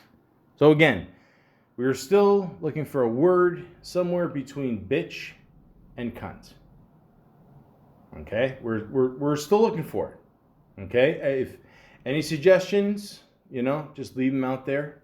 You know, let's see what we can do. But yeah, it is a harsh word. You go overseas, you know, London, it's like saying the word the. Does it make it okay? Of course not. But, again, we got to solve this problem, okay? Because hopefully the Raptors will make the playoffs this year, and I'm going to say a couple swears. That could end up being one of them. I'm not promising anything. So, you know, we gotta find a balance here. So, you know, ladies and gentlemen, especially ladies, help us out here. Episode 159. I hate Shia LaBeouf. LaBeouf? Whatever. I still hate him. But I will say this. I did watch the movie that he was in where he played the tennis player. You know, the guy that always fucking swore at everybody. He was great in that. I got to be honest. He was absolutely great in that. again, Shia LaBeouf is pissed off a lot in real life, so I don't know. You might as well. I just had some other movie he did. I don't know. He picked up strays or something, and I don't know. They would help him, do weird shit. I don't know. Whatever. I didn't like that one. Honey American, whatever I don't know. And then there's another movie he did where he's imitating his father or something. That was okay. I don't know. I don't know if it was revenge for getting back at his dad or something, or I was told like he did gave his dad like money for it. He did like pay him off, whatever, and they worked out a deal there so he could play him. But I don't know, man. I mean, in the end, just I don't know. I can't stand people that get drunk and don't know how to act. Okay. Especially with the people that really like to get drunk, which means they almost like to drink on a regular basis and they just can't handle their booze. I fucking hate them. I hate them with a red hot passion. But again, like I said, the tennis movie that he was in was great. By far the best role I've ever seen him in. By far. He was really good in that. I have to give him his props on that one. But man, I'm telling you, you can't fucking drop acid and fucking punch directors, okay? I mean, dude, get your shit together, okay? It's that simple, okay? Like, again, when you're an actor, you're given a golden ticket, okay? Don't piss it away. Episode 160, Larry King. Lost a good one there, man. One of my favorite interviewers of all time. I forgot if I told this story, but one story I love hearing is when he did his earlier work. He would do like a midnight shift or something like that, or late shift, and then some girl called him, and basically just said, "Look, I want to fuck you right now, and you're working at a radio station all night. You can't leave." And then he decided to put in like an old tape or something, that would just loop every, I don't know, hour or two, something like that. So he goes over to the girl's house. He's, as Larry King would call it, stooping. And then all of a sudden they're listening to the radio station that he's on just so he can, keep an eye on it, or an ear on it, I guess. And then it just starts skipping. It starts skipping. It starts skipping. It starts skipping. And he's like, oh, shit. So he's got to go all the way back and, like... But man, that guy was awesome. I mean, he interviewed a lot of heavy hitters back in his day. I mean, he was great. Not an eccentric guy. Not he didn't ask like super hard hitting questions on that. He just like, I don't know. Like if you're a great interviewer, it should feel like just a conversation between two friends, and that's what Larry King did. He created a nice little atmosphere. He had a nice chill voice. Just kept it easy going. What do you think of this? What do you think of that? That's it. Just keep it simple. So, paved the way for a lot of guys, like Howard Stern, for example. I would say so. A lot of people on late night TV, even podcasters like me. I mean, I loved Larry King. I really, like I said, one of the best interviewers of all time. So, again, thank you very much, Larry King, for all the years of entertainment, and congratulations too on being in Ghostbusters. I always thought that was cool. He's in it for like a few seconds, but I thought it was cool. Like he's just smoking a cigarette. Like he quit years later because he had a heart attack, whatever, and nobody likes a quitter. No, I'm just kidding. But yeah, you shouldn't smoke unless I'm not going to promote smoking. The point is, Larry King's a really cool guy, and we miss him a lot. And thank you for all the years of entertainment. Rest in peace. Episode 161. Where did Jason Segel go? Well, doing these series of podcasts, I actually do find out where these people go. They're just chill. That's it. They just, like you have a good run in acting and whatever, you don't got to do it forever. He wrote the children's books there, very successful there, and that's it. He's a very chill guy. I mean, could he come back into acting one day? Maybe he will, maybe he won't. Whatever. It's up to him. He can do what he wants. It's his choice. That's a good move, though. Children's books, because, if they catch on, like what was that one thing that didn't Jay Leno write a book or something like Everybody Poops or some shit? I don't know.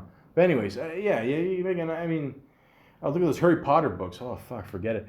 The point is, he can come back whenever he wants. You know, he's a good dude. He was on a hit TV show, wrote a really funny movie, Forgetting Sarah Marshall. Fucking hilarious. I remember seeing that in theaters the first day, and yeah, that was awesome. So he's a really good guy, and all the best to him in the future. Episode 162, Siskel and Ebert. I love Siskel and Ebert growing up. Even Roper, all the other people that they had on the show as well. Aisha Tyler, now she's hosting Who's On Is It Anyway? She's awesome. Yeah. I mean, these guys absolutely paved the way for any asshole, including me, just to have an opinion about any movie out there. You know, the thing that just blew my mind when I was doing this is that like what these guys loved and what they hated. You know, I mean, it just, I don't know. Again, I don't want to talk about it because it's going to bring my piss to a boil. But at the same time, it's crazy. You know, it really is. But these guys, they started it, you know. These were the main guys back in the day. What was it, the late 70s, 80s, 90s, even the early thousands. You went to these guys to find out if the movie was good or if it was bad. Simple thumbs up, simple thumbs down. It's either worth seeing or it's not. There's no middle, you know. None of this like 5 out of 10 or whatever. You know, it's either worth seeing or it's not. That's it. They just flat out said that. Plain and simple. So these guys both deserve their props. So rest in peace to both Siskel and Ebert.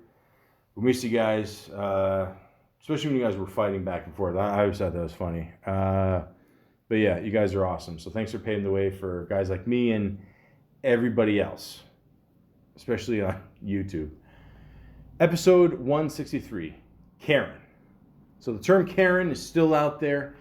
Still go on YouTube. These videos are all over the place, especially now with COVID. Some people have refused to wear their mask, and then they tape them, I'm not leaving the store, it's my right. Yeah, fuck off, man. Just wear the fucking mask, man. Holy fuck. I mean, realistically, how long do you have to wear a mask for to go in a store, buy your fat ass a bag of chips, and leave? That's it, man. Like, is it really that big of a deal? Like, fuck. And now they have a term for it. It's not cunt. It's Karen. Cunt. It's got the "k" sound there. But anyways, and then what's the term for a guy? A Kurt or something? I don't know. Fuck, who cares? Again, I'm old school. I use certain words. The point is, that term is still out there. I don't think anybody's going to name their kid Karen for the next, at least like 20, 30 years. It's kind of like the name Monica was in the 90s. You know why. But, yeah, it is what it is.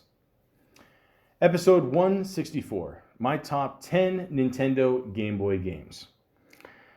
I explained everything here, not much more to explain. I stick to my list. I still can't believe that we used to play our games on something that was almost the size of our shoes, that we could barely see on like a chrome green screen, but we did it. This was our first, portable phone experience in many ways. Now I can just play all the shit on my phone, anything Nintendo, Super Nintendo, and Game Boy. So it's a beautiful age to live in now. Bright screen, actually in color. Whoa, I know, right? Yeah, so here are a chance, guys. Check out these games. There's tons more out there. This is just my list.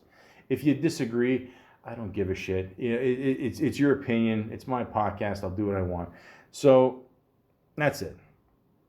Episode 165, Drew Barrymore. Again, not much else to say. Still doing her thing. She's got her own show now. It's doing great. Again, it's not easy being a kid star, guys. A lot of them, get into trouble and do a lot of shit.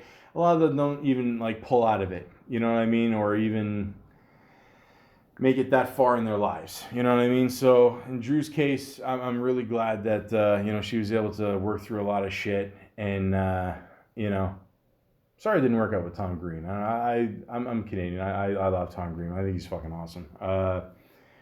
But actually, she had him on the show, and then it's not that they didn't get along. It's just that they were apart for a while, and I don't know, they got together, and it was cool. I don't think it was any bullshit TV moment. I think it was pretty genuine. I don't know. Like I've heard Tom Green's a really genuine guy, very sweetheart kind of guy. Same with Drew Barrymore. She's a sweetheart. You get two sweethearts together. It's too much sweetness for TV. I gotta watch my sugar anyway. But yeah. Thank you very much, Miss Barrymore, for all the years of entertainment and the chemistry that you and Adam Sandler had for the Wedding Singer movie. It was just awesome. It's maybe you guys did it one too many times. That's just me, but that movie was really good. Episode 166. Where did Clive Owen go? I'll tell you exactly where the fuck this guy went. He is absolutely killing it as Bill Clinton in the new season 3 American Crime Story. He is doing a phenomenal job with this role. They absolutely just morphed him into Bill Clinton. I mean, oh boy. Oh, Monica, we can't do this anymore. Oh boy. Oh boy. Oh shit, here comes Hillary. He's doing so good, man. I mean, oh Christ! Like, if you guys are not watching this show, you gotta watch it. I mean, you gotta understand. Like, I grew up in the '90s, so this whole Bill Clinton scandal, it was just, it was fucking everywhere. It was like with Trump, like when he was in, sort of power for 4 years, and he's just doing a phenomenal job with this. So. I don't know. I think they've aired about like 4 episodes so far, and so far so good. Yeah, he's doing a great job. So yeah, and like I said before, he's done a lot of other great movies before this. I mean, I doubt they'll ask him now to be Bond. Now that Daniel Craig is stepping down. I mean, who knows? I mean, like, guys, we don't know what's going to happen with that role. I mean, but in the end, Clive Owen has definitely proven himself as an actor. So, I will stay tuned. Just keep watching the show. You're going to do a great job, boy. Boy.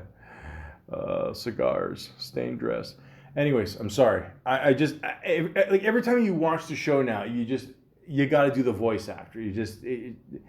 It's awesome. So yeah, thank you very much, Mr. Clive Owen, for all the shit you've done so far, and especially this role as Bill Clinton. This is this is phenomenal, man. This is awesome. Episode 167, Gina Carano. So again, she shouldn't have said what she said. We all know that. They're going to air some kind of episode coming up, they said, for something else for Disney or whatever. They're going to take her out of that. They said, listen, I truly believe you can't fully cancel anybody. I really do believe that, I think she'll bounce back. I don't see why not. I mean, again, she shouldn't have said what she said. I get it, and the whole irony of what she said with her and Disney, and it's, again, I don't want to get into that again, but yeah, I mean, she's gonna be fine. She kicks a lot of ass, man. Honestly, I think she's gonna be just fine. So, how long will it take? Who knows? But time heals all wounds. What can I tell you? So, I saw a couple of the movies that she's done over the years. Was it Haywire or something? And man, that was crazy. Yeah. So I mean, she can. Yeah, she can. Did I say she can kick ass yet? Yeah. Okay. So. Yeah, she's cool. So, and I get it. She shouldn't have said what she said. I get it. But you know what, man? We've all said stupid shit. So, come on. I mean, I don't know how long someone has to suffer for something. It's just a matter of whatever. And I don't know what to tell you guys. It's, again, I think I've said this before. It is what it is. So, but again, I've enjoyed some of the movies that I've seen her in, and Gina, you'll be all right. Don't worry about it. Episode 168, Britney Spears. Again, yeah, doing this podcast, I really didn't know that much about Britney Spears. I mean, just from what I saw in the music videos and I don't know, some interviews growing up, and that's it, man. I mean, yeah, and now she's got control of her money again, so that's good. I mean, at least that's what I heard. So, yeah, I mean, she's doing a couple videos here and there. I just saw something she, not I always like when they say they pose nude, but it's not really nude. It's like her covering up her breasts, and it's not really nude. You know what I mean? It's like, call it being seductive. How about that? Like, can we, we got to meet in the middle somewhere here. So, yeah. But I hope everything's all right in her world. I mean, it sucks that you work your ass off for all this money and, you can't even control it yourself. You know what I mean? So, I don't know. I feel for her on that, man. So, I hope it is true that she can control her own money and assets now. And I honestly wish her all the best, Hit him, baby. Hit him, baby. One more time. Episode 169, Where Did Sean William Scott, a.k.a. Stifler, go? Again, same thing with Jason Segel, just chilling, He'll do some work here and there. That's it. Again, the thing I was always tripping on is, like, I heard he went to rehab. They never said what it was for,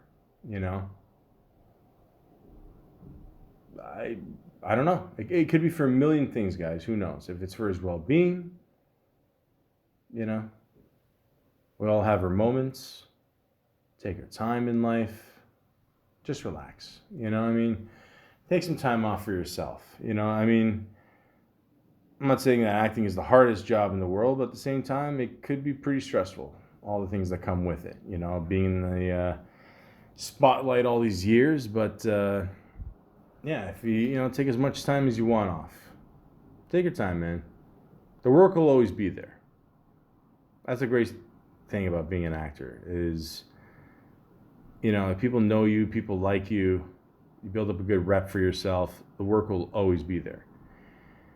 And like I said, Goon 2 was okay, but Goon 1, that was awesome. Like, he was excellent in that movie. You couldn't have picked a better guy for that role. He was excellent in that. So I just want to say, Sean, you seem like a good dude. And you're great in Goon. And I wish you all the best, man. Episode 170, Meghan and Harry's Oprah interview. Whew. Boy, did this set off a lot of people. Yeah. I mean, how much did they make off this interview? Like 7-8 million, something like that. So, I mean, it's crazy to have that much fame, but at the same time, you're not really. I mean, you're making money off it because of the interview and all that. But I'm just saying, like their fame will never go away. I mean, they will always be technically royalty. They're always part of royalty. Even if something big happens, like they,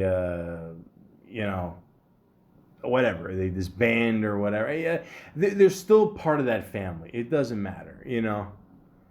And this is just the classic shit. It's almost like a movie, like, oh, royalty dates someone who's an outsider, and oh, we can't allow this, and oh my God, she's not white. Oh, we definitely can't accept this. And it's like, fuck off, man. Like, who cares? Listen, as long as two people are happy, who gives a fuck what they're about? You know what I mean? As long as they're not hurting anybody, they're happy. That's it, man. Plain and simple. Plain and simple. That's it. Just let them live their lives. That's it. It's... And who's going to conduct the interview? Oprah, of course. Oprah gets all the juicy interviews, of course, because she's Oprah. Of course. Oprah's queen. We all know that. I mean, she's giving away cars to every single person in the audience. Who the fuck does that? That's crazy. Everything must go. You get a car. You get a car. You get an interview. You get royalty. That's it, But again, in all seriousness, just let them live their lives. You know what I mean? That's it. That's it. It's that simple. Who's that? The British Malaka who took over Larry King. I forgot his name. I don't know. And then he was on The Apprentice for a while, and I don't know. I heard some weird rumor that he went out with Megan for a while before they met up, and I don't know. Who knows? Again, see, there I go again. I'm talking. I'm just as bad as the Inquirer. You know, like, this is just stupid. Again, Megan and Harry, I wish you guys all the best. Hope everything is good. Hope everything works out. You know, believe me, if anybody knows how much a pain in the ass family can be, it's me. You know, you just hope that certain sides, you know, can get along with each other and we can reach some kind of agreement with each other and just go from there. But it takes time. It takes time. Episode 171, Michael Rappaport. I still love this guy. I know this guy did something really stupid, but I still love him, man. I still love watching him and just do his thing. I mean, he's been kind of quiet ever since the shit happened with him and Kevin Durant, and you know, again, like, I mean, did he really think that Kevin Durant was gonna like come to his door or like wait for him outside or yell outside his window? You know, come down, Michael. You know, like, I mean, like, what did he think was gonna happen? You know what I mean? Like, it's just dumb. I don't know. It's just, I don't know. Fucking social media is gonna kill us all, man. I'm telling you. It's just, you know, that Twitter. Oh my God. Even pointless TikTok videos. I don't know. All these TikTok videos. So many women out there that, you know, their stepfathers are just not there. I don't know. The point is, you know, again, he did something stupid. Whatever. You know, it is what it is. But he's still a funny guy. Very talented guy. I just want to say, Michael, from one Michael to another, you're awesome. You're funny, man. Keep speaking your mind. But again, you know, be aware. Just be one of these people. I tell people this all the time. If you're going to dish it, you got to know how to take it. Episode 172, DMX. Well, let me start off by saying that I did say at one point that I did hear that Jay-Z and Beyonce did buy the catalog of DMX's for $10 million, and they were going to share it amongst his kids. Apparently, that's complete bullshit. I didn't know that. That's just something I heard. You know, I got it from a strong source called, what's it called? The internet. Yeah, so my apologies on that one. Then even Swiss Beats had to make the announcement saying that it's bullshit. It's not happening. Yeah, we found out that it was an overdose with DMX. And, yeah, really sad loss, man. I mean, you think DMX, you know, was going to be one of these guys that would just keep going, you know what I mean? Like, if he, you know, we all know he has problems with drugs and stuff like that, but, you know, I mean, if they didn't kill him now, then why would it kill him, or he didn't kill him before, it wouldn't kill him now? Like, just, I don't know, shocked us all, you know? That song you did with, on the new album there, Skyscrapers with Bono, that's a great song, man. The album overall is pretty good. My only complaint is, like, a lot of the tracks sound unfinished. You know what I mean? And I'm sure it's because, I don't know, maybe they're doing a lot of things, not last minute, but because, like, you know, because of his death, I didn't have the chance to do certain things. I don't know, whatever. But I don't know. I thought it was a pretty decent album. You know, some good tracks on there. I like the thing they did with the BET Awards. You know, with another fellow Michael there. Method Man, and, you know,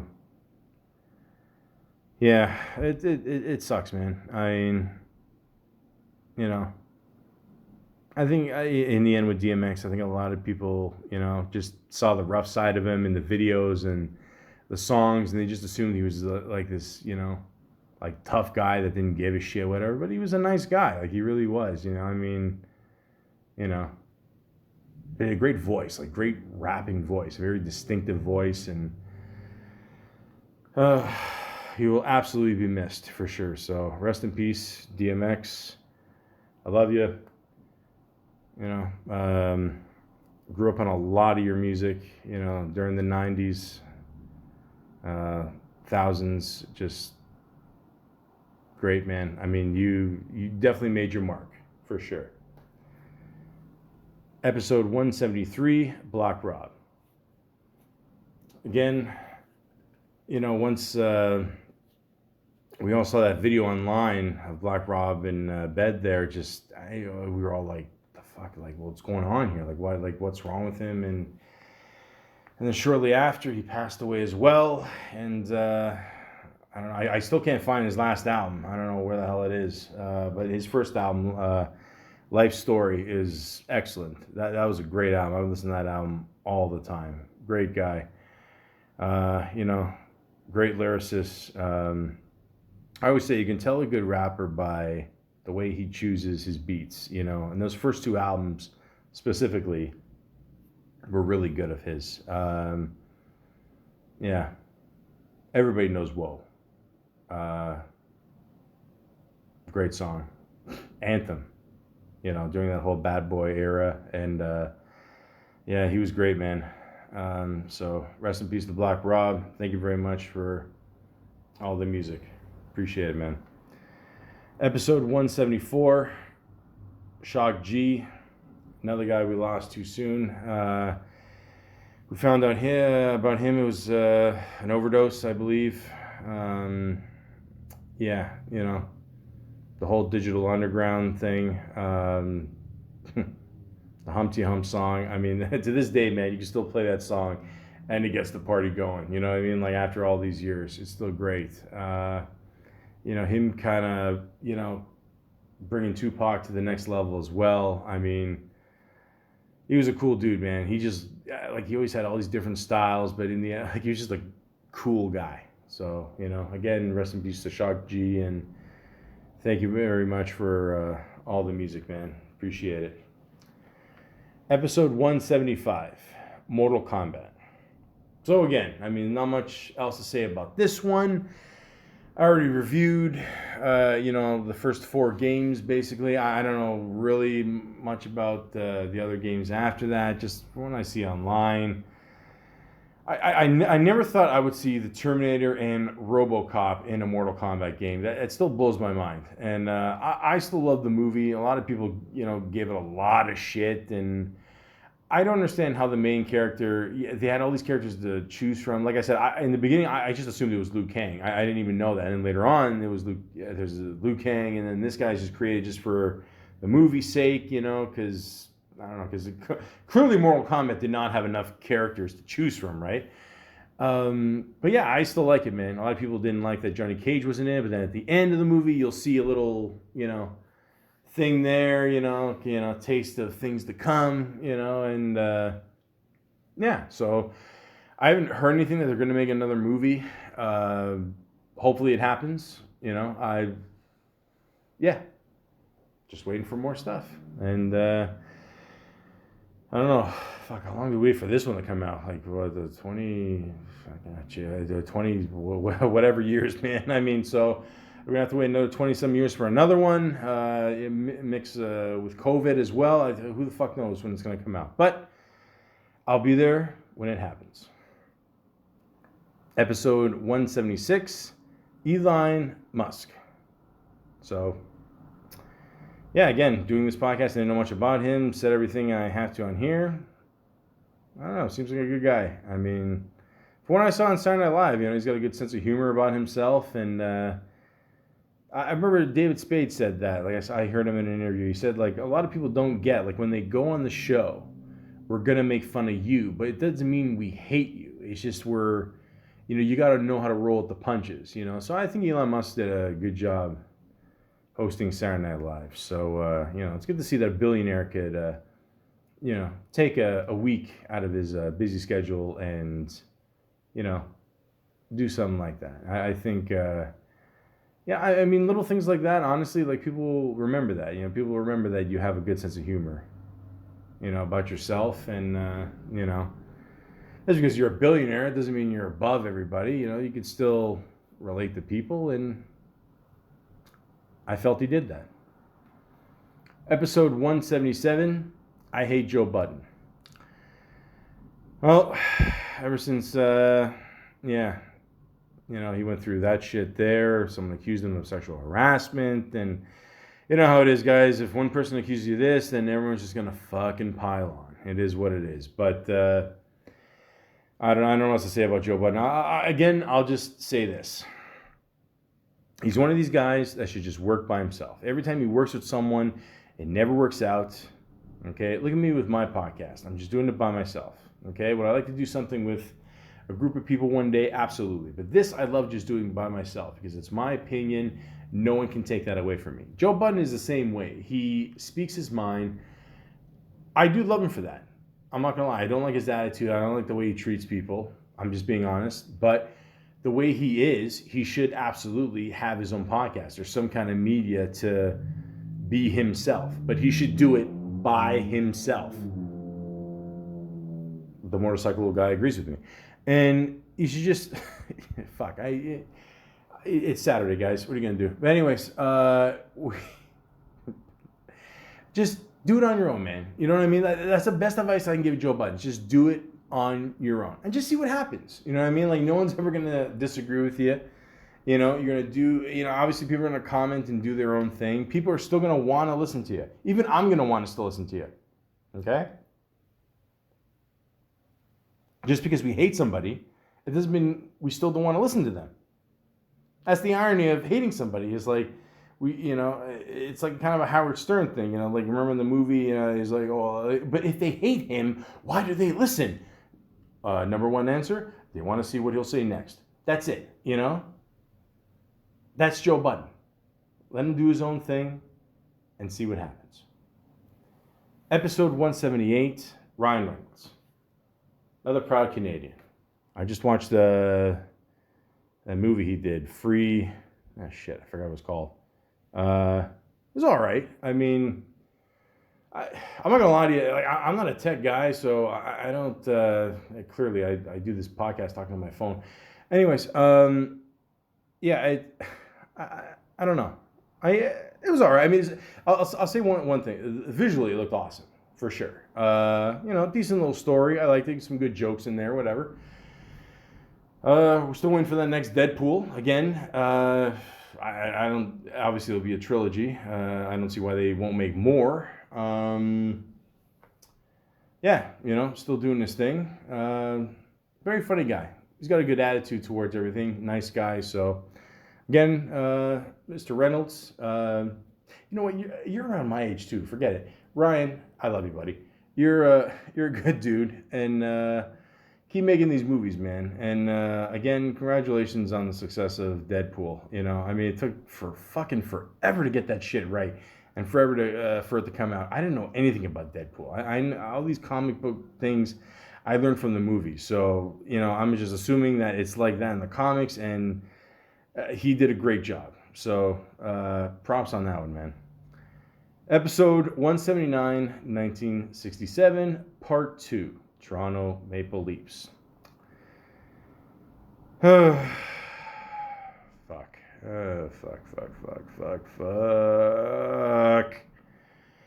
Fuckity. Fuck.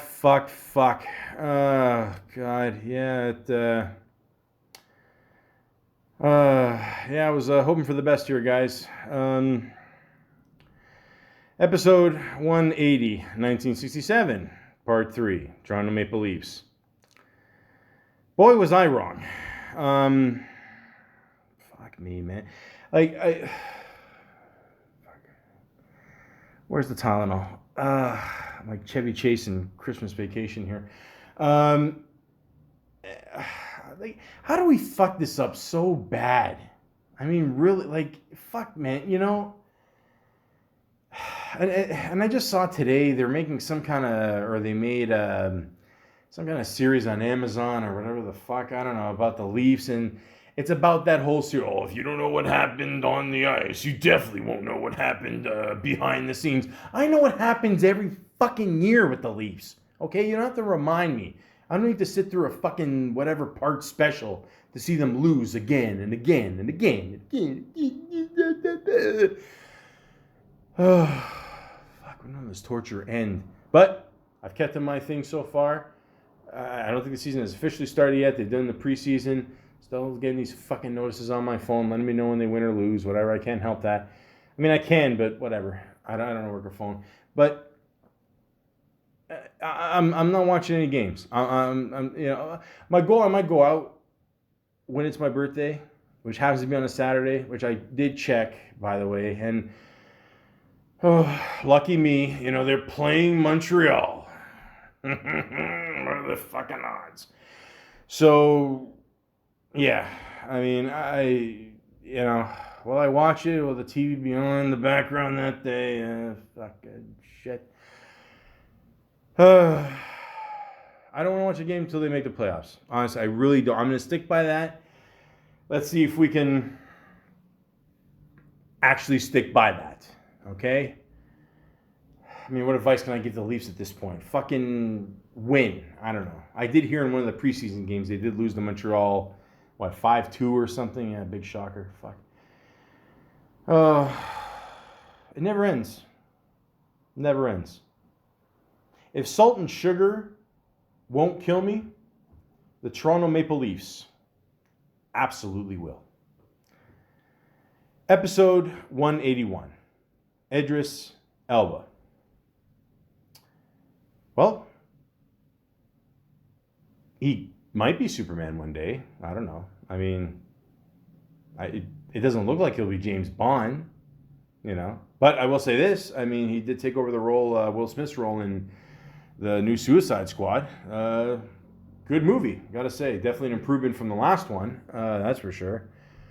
Yeah, he's a cool motherfucker, man. I mean, what can I say about this guy? I mean, I just saw a thing. I don't know. I think he did it a while ago. The whole lie detector test on online there. I thought that was cool. I mean, he doesn't seem to be a liar. He doesn't seem to be the lying type. I don't think he cares. He'll tell you the truth. It doesn't matter. He's a DJ. How many DJs do you know lie? Okay.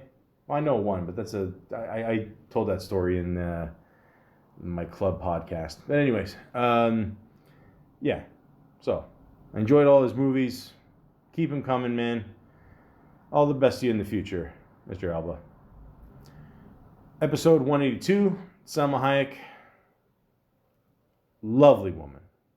Lovely woman. How can you not love this woman? She is awesome. So cool. Saw her in the recent movie with Ryan Reynolds. Was The Hitman's Bodyguard 2. Great in that. What happened to your shirt? That was funny. But, yeah. I still can't believe all the shit she went through for Frida and the fucking jerk-off Harvey Weinstein there. I mean, it's crazy, man. It's this is the side that a lot of people don't see when they watch movies, they don't see the behind-the-scenes shit, especially what women got to go through, all the pressure that's on them. So, again, Miss Hayek, all the props to you. You are a strong-ass woman. Cool woman, too. And, yeah, will there be a Hitman Bodyguard 3? I don't know. Will something happen to her shirt again? I don't know. Who knows? Let's hope so. The point is, she's awesome. And, yeah, all the best to you in the future. Episode 183. Where did Christopher Mintz-Plasse, a.k.a. McLovin, go? Yeah, I see him in things time to time. I saw him in Mike's Hard Lemonade commercial. I saw him in that. I saw him in his funny interview he did before. He, I don't know, he said something to the reporter, and then the reporter slapped him or something. He was just stupid. But yeah, he's a funny dude, man. I love him. Superbad. It's a classic comedy. Classic. One of the best teen movies of all time, for sure. I believe he was the only teen in that movie. But, yeah, he was great in that. So, Christopher, wish you all the best in the future, man. Keep making us laugh. And like I said, check out that one movie he's in with, I forgot. The woman that was in Drive with Ryan Gosling there. And that was a fucked up movie. That one scene they did together, like I said before, it's in the podcast. Jesus. Oh, that's crazy. Hold on. Episode 184, Ben Simmons. Oh, Christ, what a disaster. 30 million a year for what? For being no, the fuck am I saying? 6'10" underneath the rim and you fucking pass it.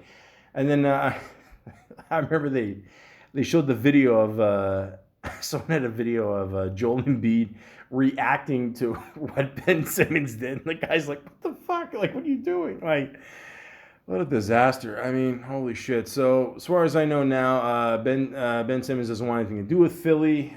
Big shocker there. I heard something like Philly refuses to pay him like $8 million or something. Yeah, I'm sure that's really going to hurt his bank account when you get $30 million a year.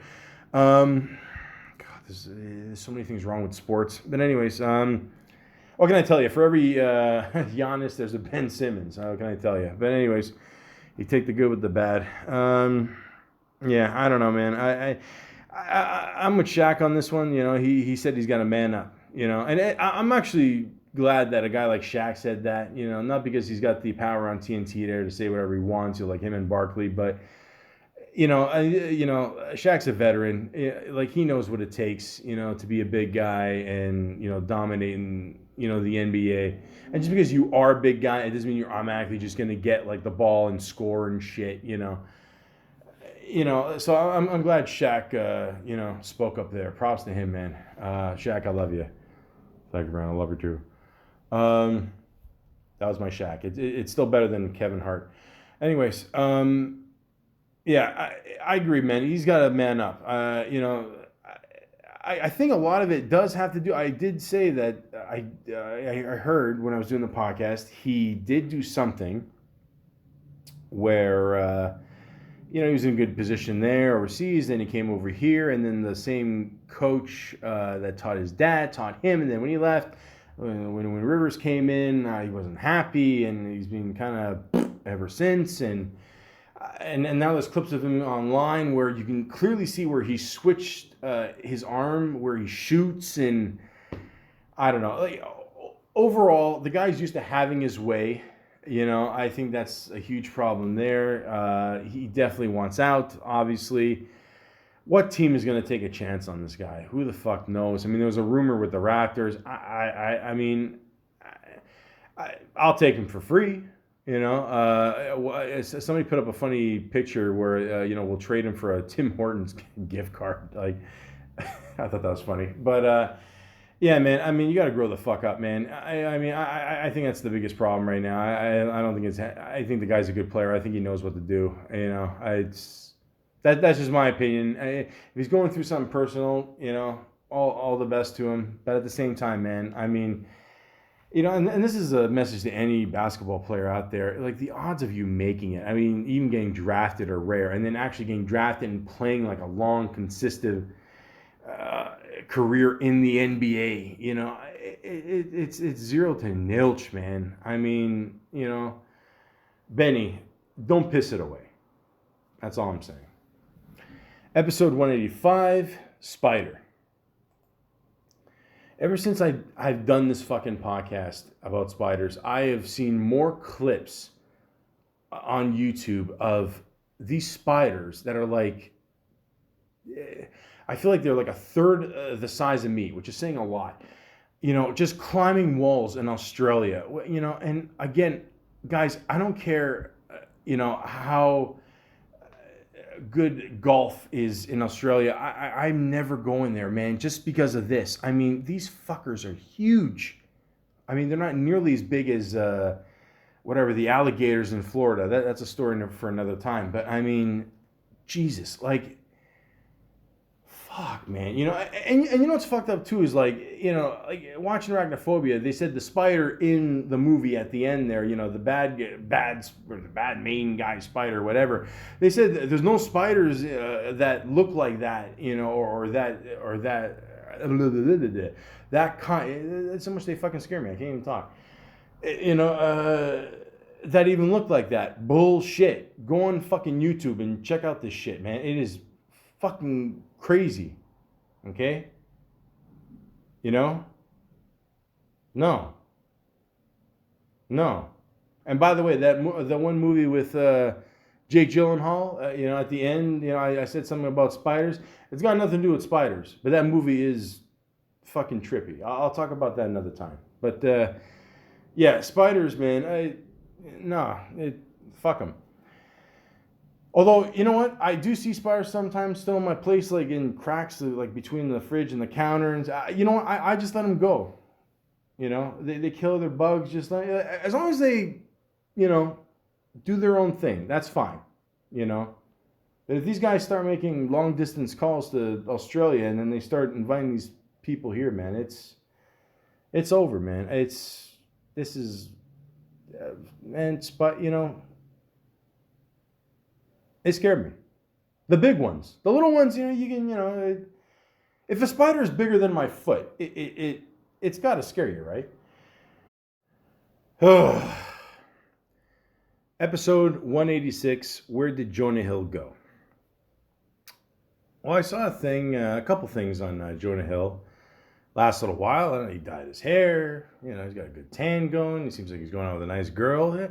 Again, another guy just, you know, had his little run for a while and now he's just chilling. I mean, but I think he will be in the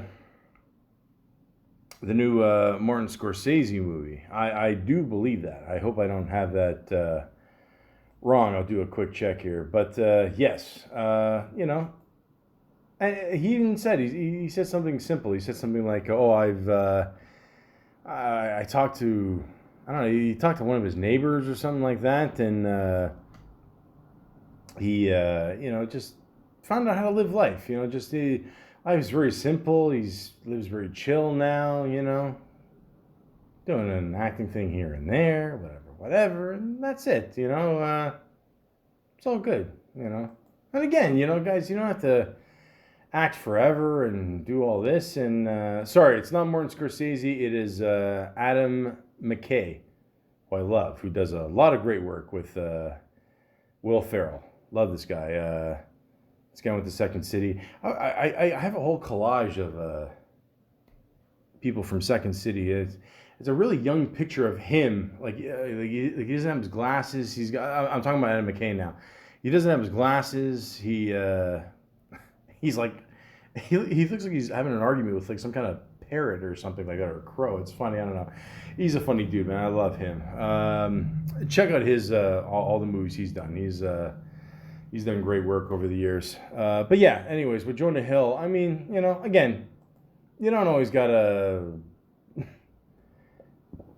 do a million movies every year. Just do what you can.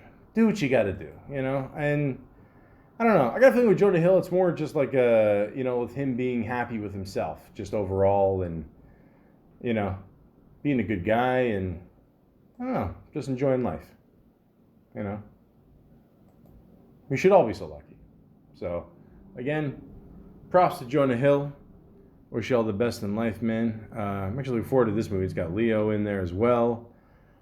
A bunch of other people. It looks like a pretty good cast. So look forward to seeing that movie. And all the best, man. I mean, like I said, man, you made Superbad. Well, you didn't make it, but you were in it. And that's a fucking funny movie, man. Wolf on Wall Street, great. I mean, you know, awesome. So, you know, he seems like a good dude, and I wish him all the best.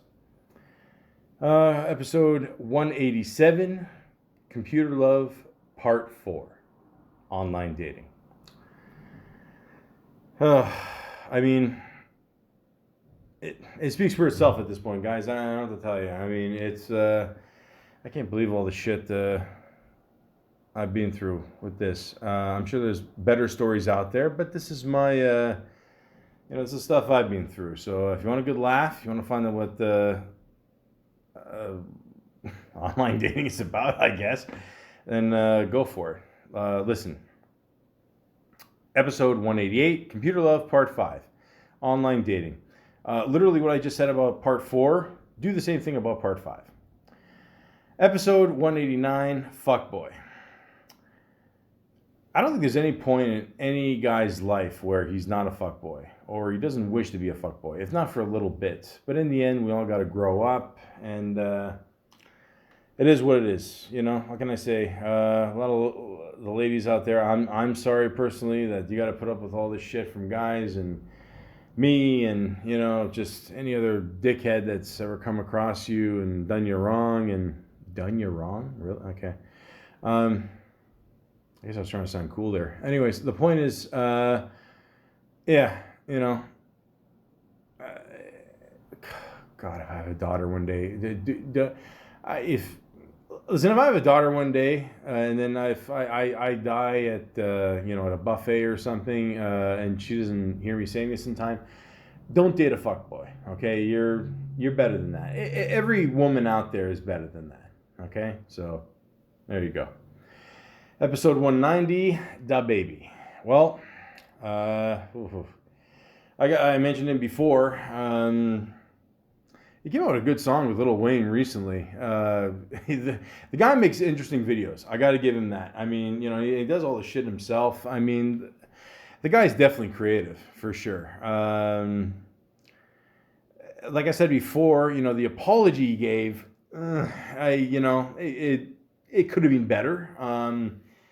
He did lose a lot of sponsorship. I mean, a lot of shows. I mean, I would say at least $1 million worth of shit. I mean, probably more. But yeah, man, if you're a new artist, yeah, you are definitely the ones that are going to be suffering most with the PC culture and, you know, cancel culture, all that bullshit. Yeah, it's absolutely going to cost you. So yeah, you know. But like I said, I don't think he'll ever fully be canceled. You know, I think people will still listen to his videos, watch his videos, you know, keep playing them on a loop, you know, but, yeah, here it is. Yeah, The Baby, Lonely, which, yeah, it's, well, I mean, the video is not that lonely, but, I don't know, does he know these people? I don't know. Does he do his own Joker makeup? I don't know. But yeah, with Lil Wayne there, always love Lil Wayne. Whenever you can get him on your side, you know you're doing well. I mean, 2 weeks time, you still got 16 million views. Now, you know, it's not a bad number. Would it have been more if he didn't say, you know, when he said? I don't know. I mean, you compare it to, you know, the Bop song, or B.O.P. on Broadway, you know.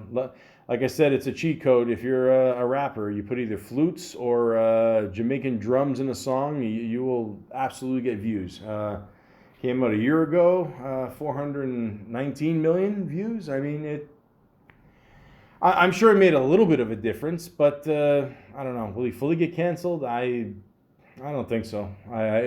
It's the reasons I said before. So I don't know. I mean, me personally, I would do a better apology. That's just me, you know.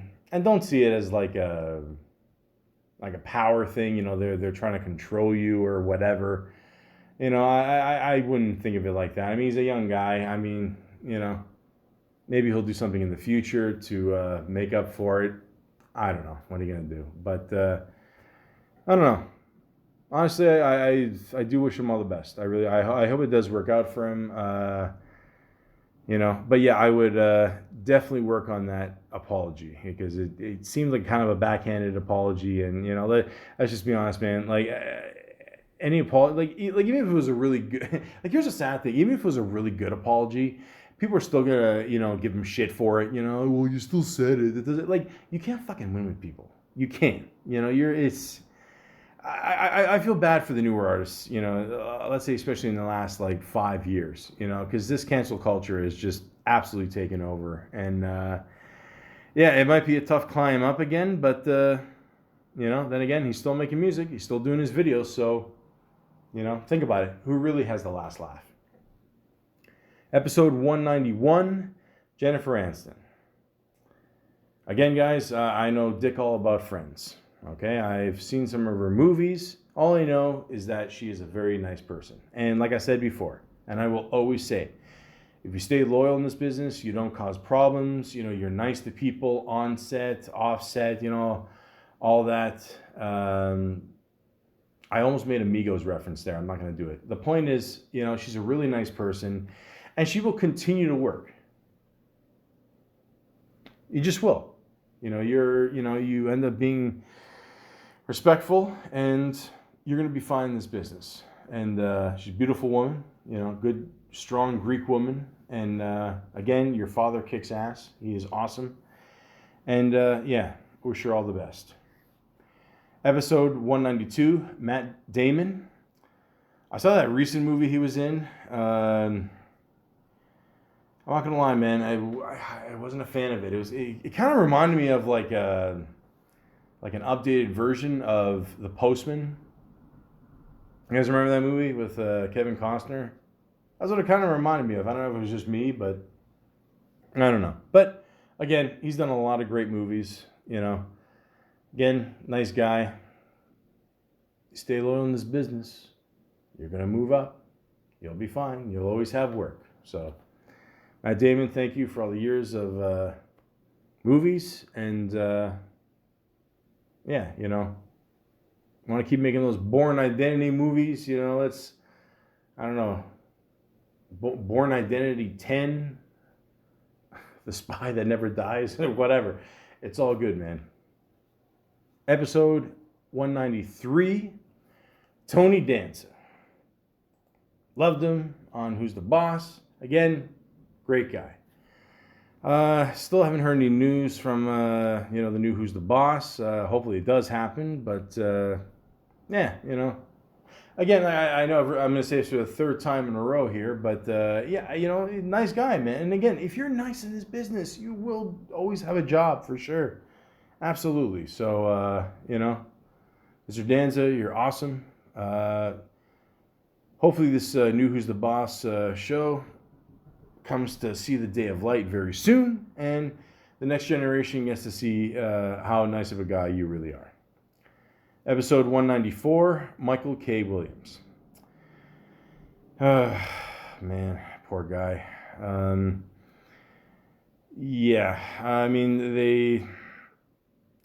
They're pretty sure it was an overdose. It sucks, man. This just happened, not that long ago. We lost another good one. People will absolutely always remember him for, The Wire. That was such a strong role he did. He was great in that. He really was. Hap and Leonard, like I said before, only 3 seasons, but great, great series. He's great in that as well. Boardwalk Empire. Yeah, he did a lot of powerful roles, man. For a guy that literally just started off as a dancer, and has ended up being like a dude who did all these powerful roles. Fuck, man, what a life. That's awesome. You hope to leave something behind, when you do this acting, and he absolutely did. So rest in peace, Michael K. Williams. We love you. All the best. And people will definitely remember your role in The Wire. That's one of the best roles ever on TV, for sure. Episode 195, Gabby Petito. Man. Unfortunately, guys, when I first made this, we weren't sure what happened, and we now know what happened to Gabby. It's unfortunate, guys. And they're still, to this day, they're still looking for the boyfriend. He just took off. It doesn't look good. Let's just say that.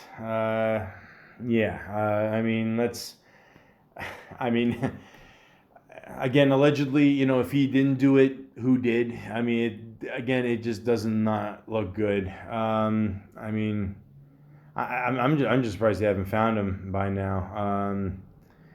The crazy thing is, I don't know, I saw, was it a week ago, Dog the Bounty Hunter. Now he's involved in this. I'll be honest with you, at first I thought they were going to just make a joke out of this. I'm like, guys, come on, this isn't, But, he actually takes this very seriously. He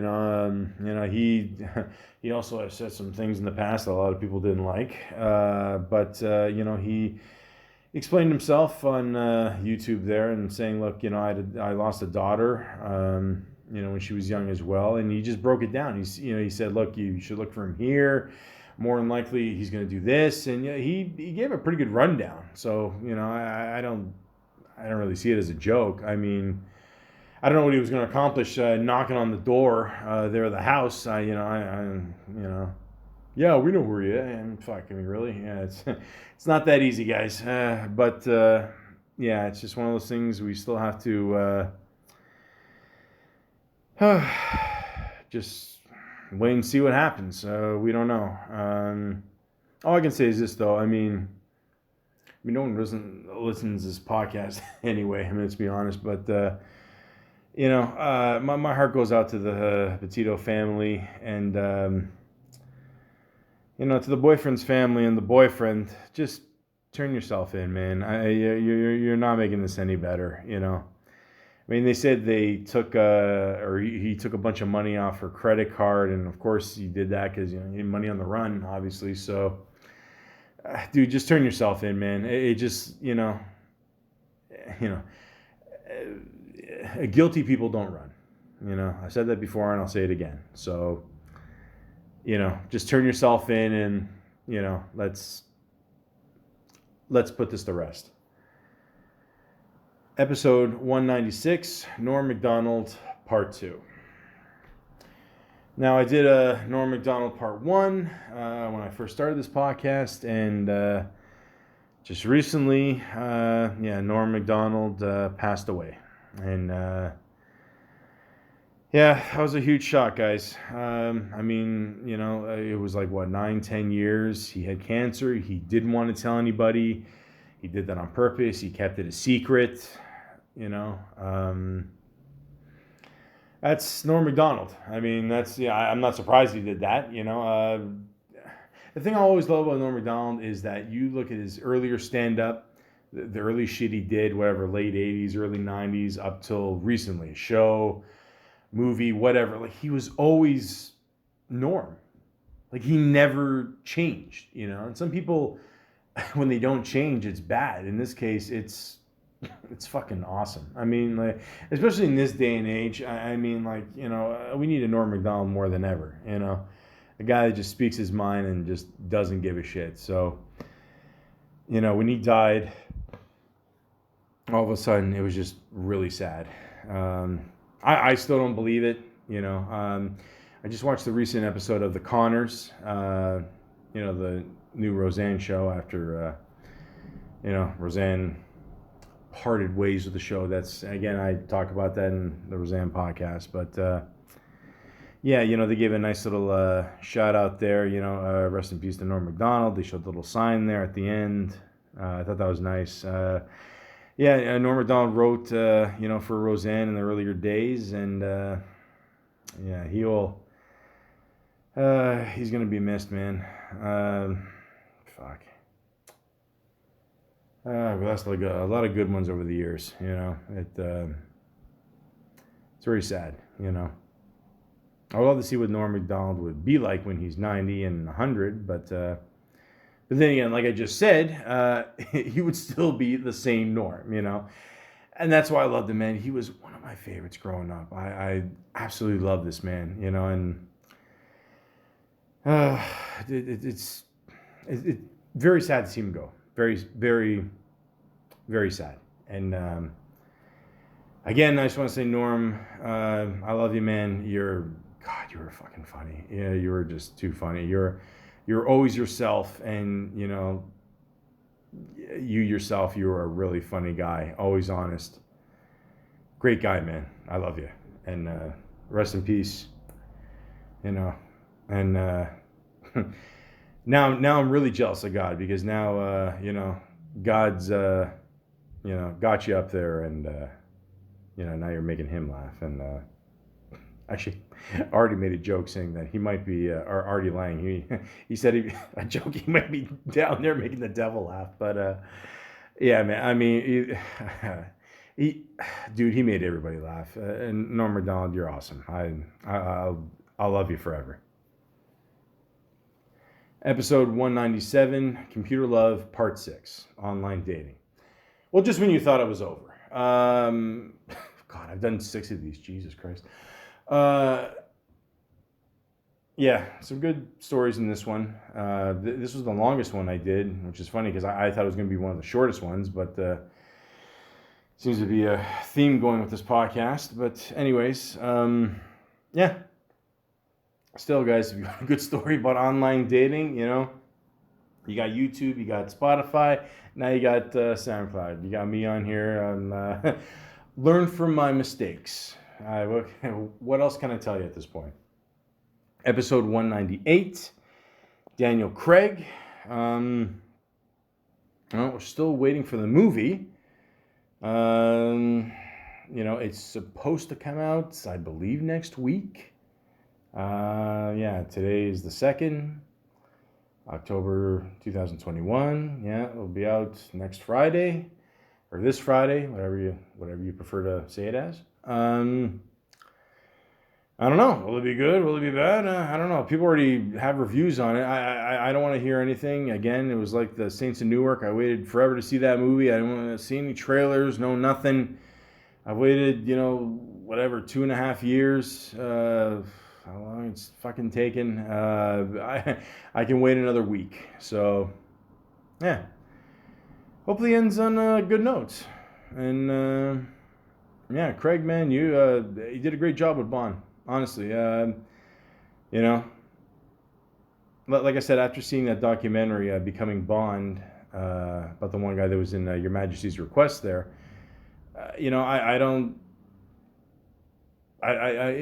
again, you know, you have to after one, he could have stayed for a couple, maybe because they wanted to lock him in, whatever. But hey, man, 5 is a good amount of Bond movies to do, okay? You know, I think Pierce Brosnan did 4. Right? Didn't he? 4? Yeah, a little more in Brosnan. Yeah. There you go. What can I tell you? You know, so, again, looks like he's going to be doing these Knives Out movies for the next 10 years. So, already he's on another franchise. So, and yeah, I'll try to give it another chance. I don't know. I'll see. Maybe I was in a mood. I don't know. His character was funny, though. He put on this funny accent. I thought that was good. But, yeah, so... Thank you, Daniel Craig, for all the years of, you know, your movies, especially the Bonds. Probably my favorite Bond movie of all time, Casino Royale. So I wish they put some kind of gadget thing in that movie. Other than that, you know, it would have been a fucking 10. I still got to only give it a 9 out of 10, which is still pretty good. But still, all jokes aside, you played a great Bond. You did a great job. You proved that Bond can be a blonde, you know, and, you know, not fuck it up. So thank you for that. So, Mr. Craig, all the best to you in the future. And, yeah, you know, that's it. I was going to do an accent there. You know what? No, fuck it. I you know, well, let me try. Let me see what I can do here. Hold on. Bond. James Bond. That was more like almost Connery. You know what? Forget it. I'm tired. So, again, Mr. Craig, all the best to you in the future. And the last one I did was episode 199, series finale. Yeah, I literally just did this one, so not much else to say. Yeah. I mean, I just talked about Tony Danza there. I kind of like the way they wrapped up that show. I mean, it started the same way it ended. You know, a lot of people do that. It was really simple. You know, like I said, with series finales, just like don't even think of it as like a last episode. Just do what you normally would do.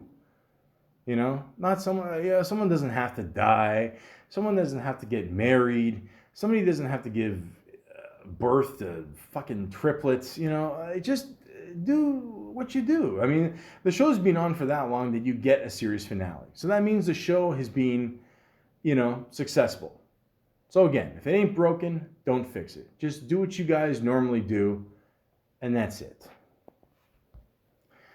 And speaking of that's it, holy shit, this is, wow, by far my longest podcast I've ever done. Almost 2 hours and 40 minutes. Holy shit.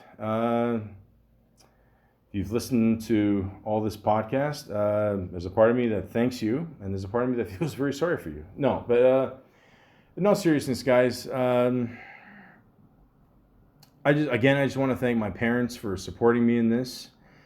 You guys are awesome. A lot of times we don't see eye to eye, but you know why? It's because we're getting older. We're stubborn in our ways, and I get what you guys went through for me, and, I thank you. I really do. You guys are awesome.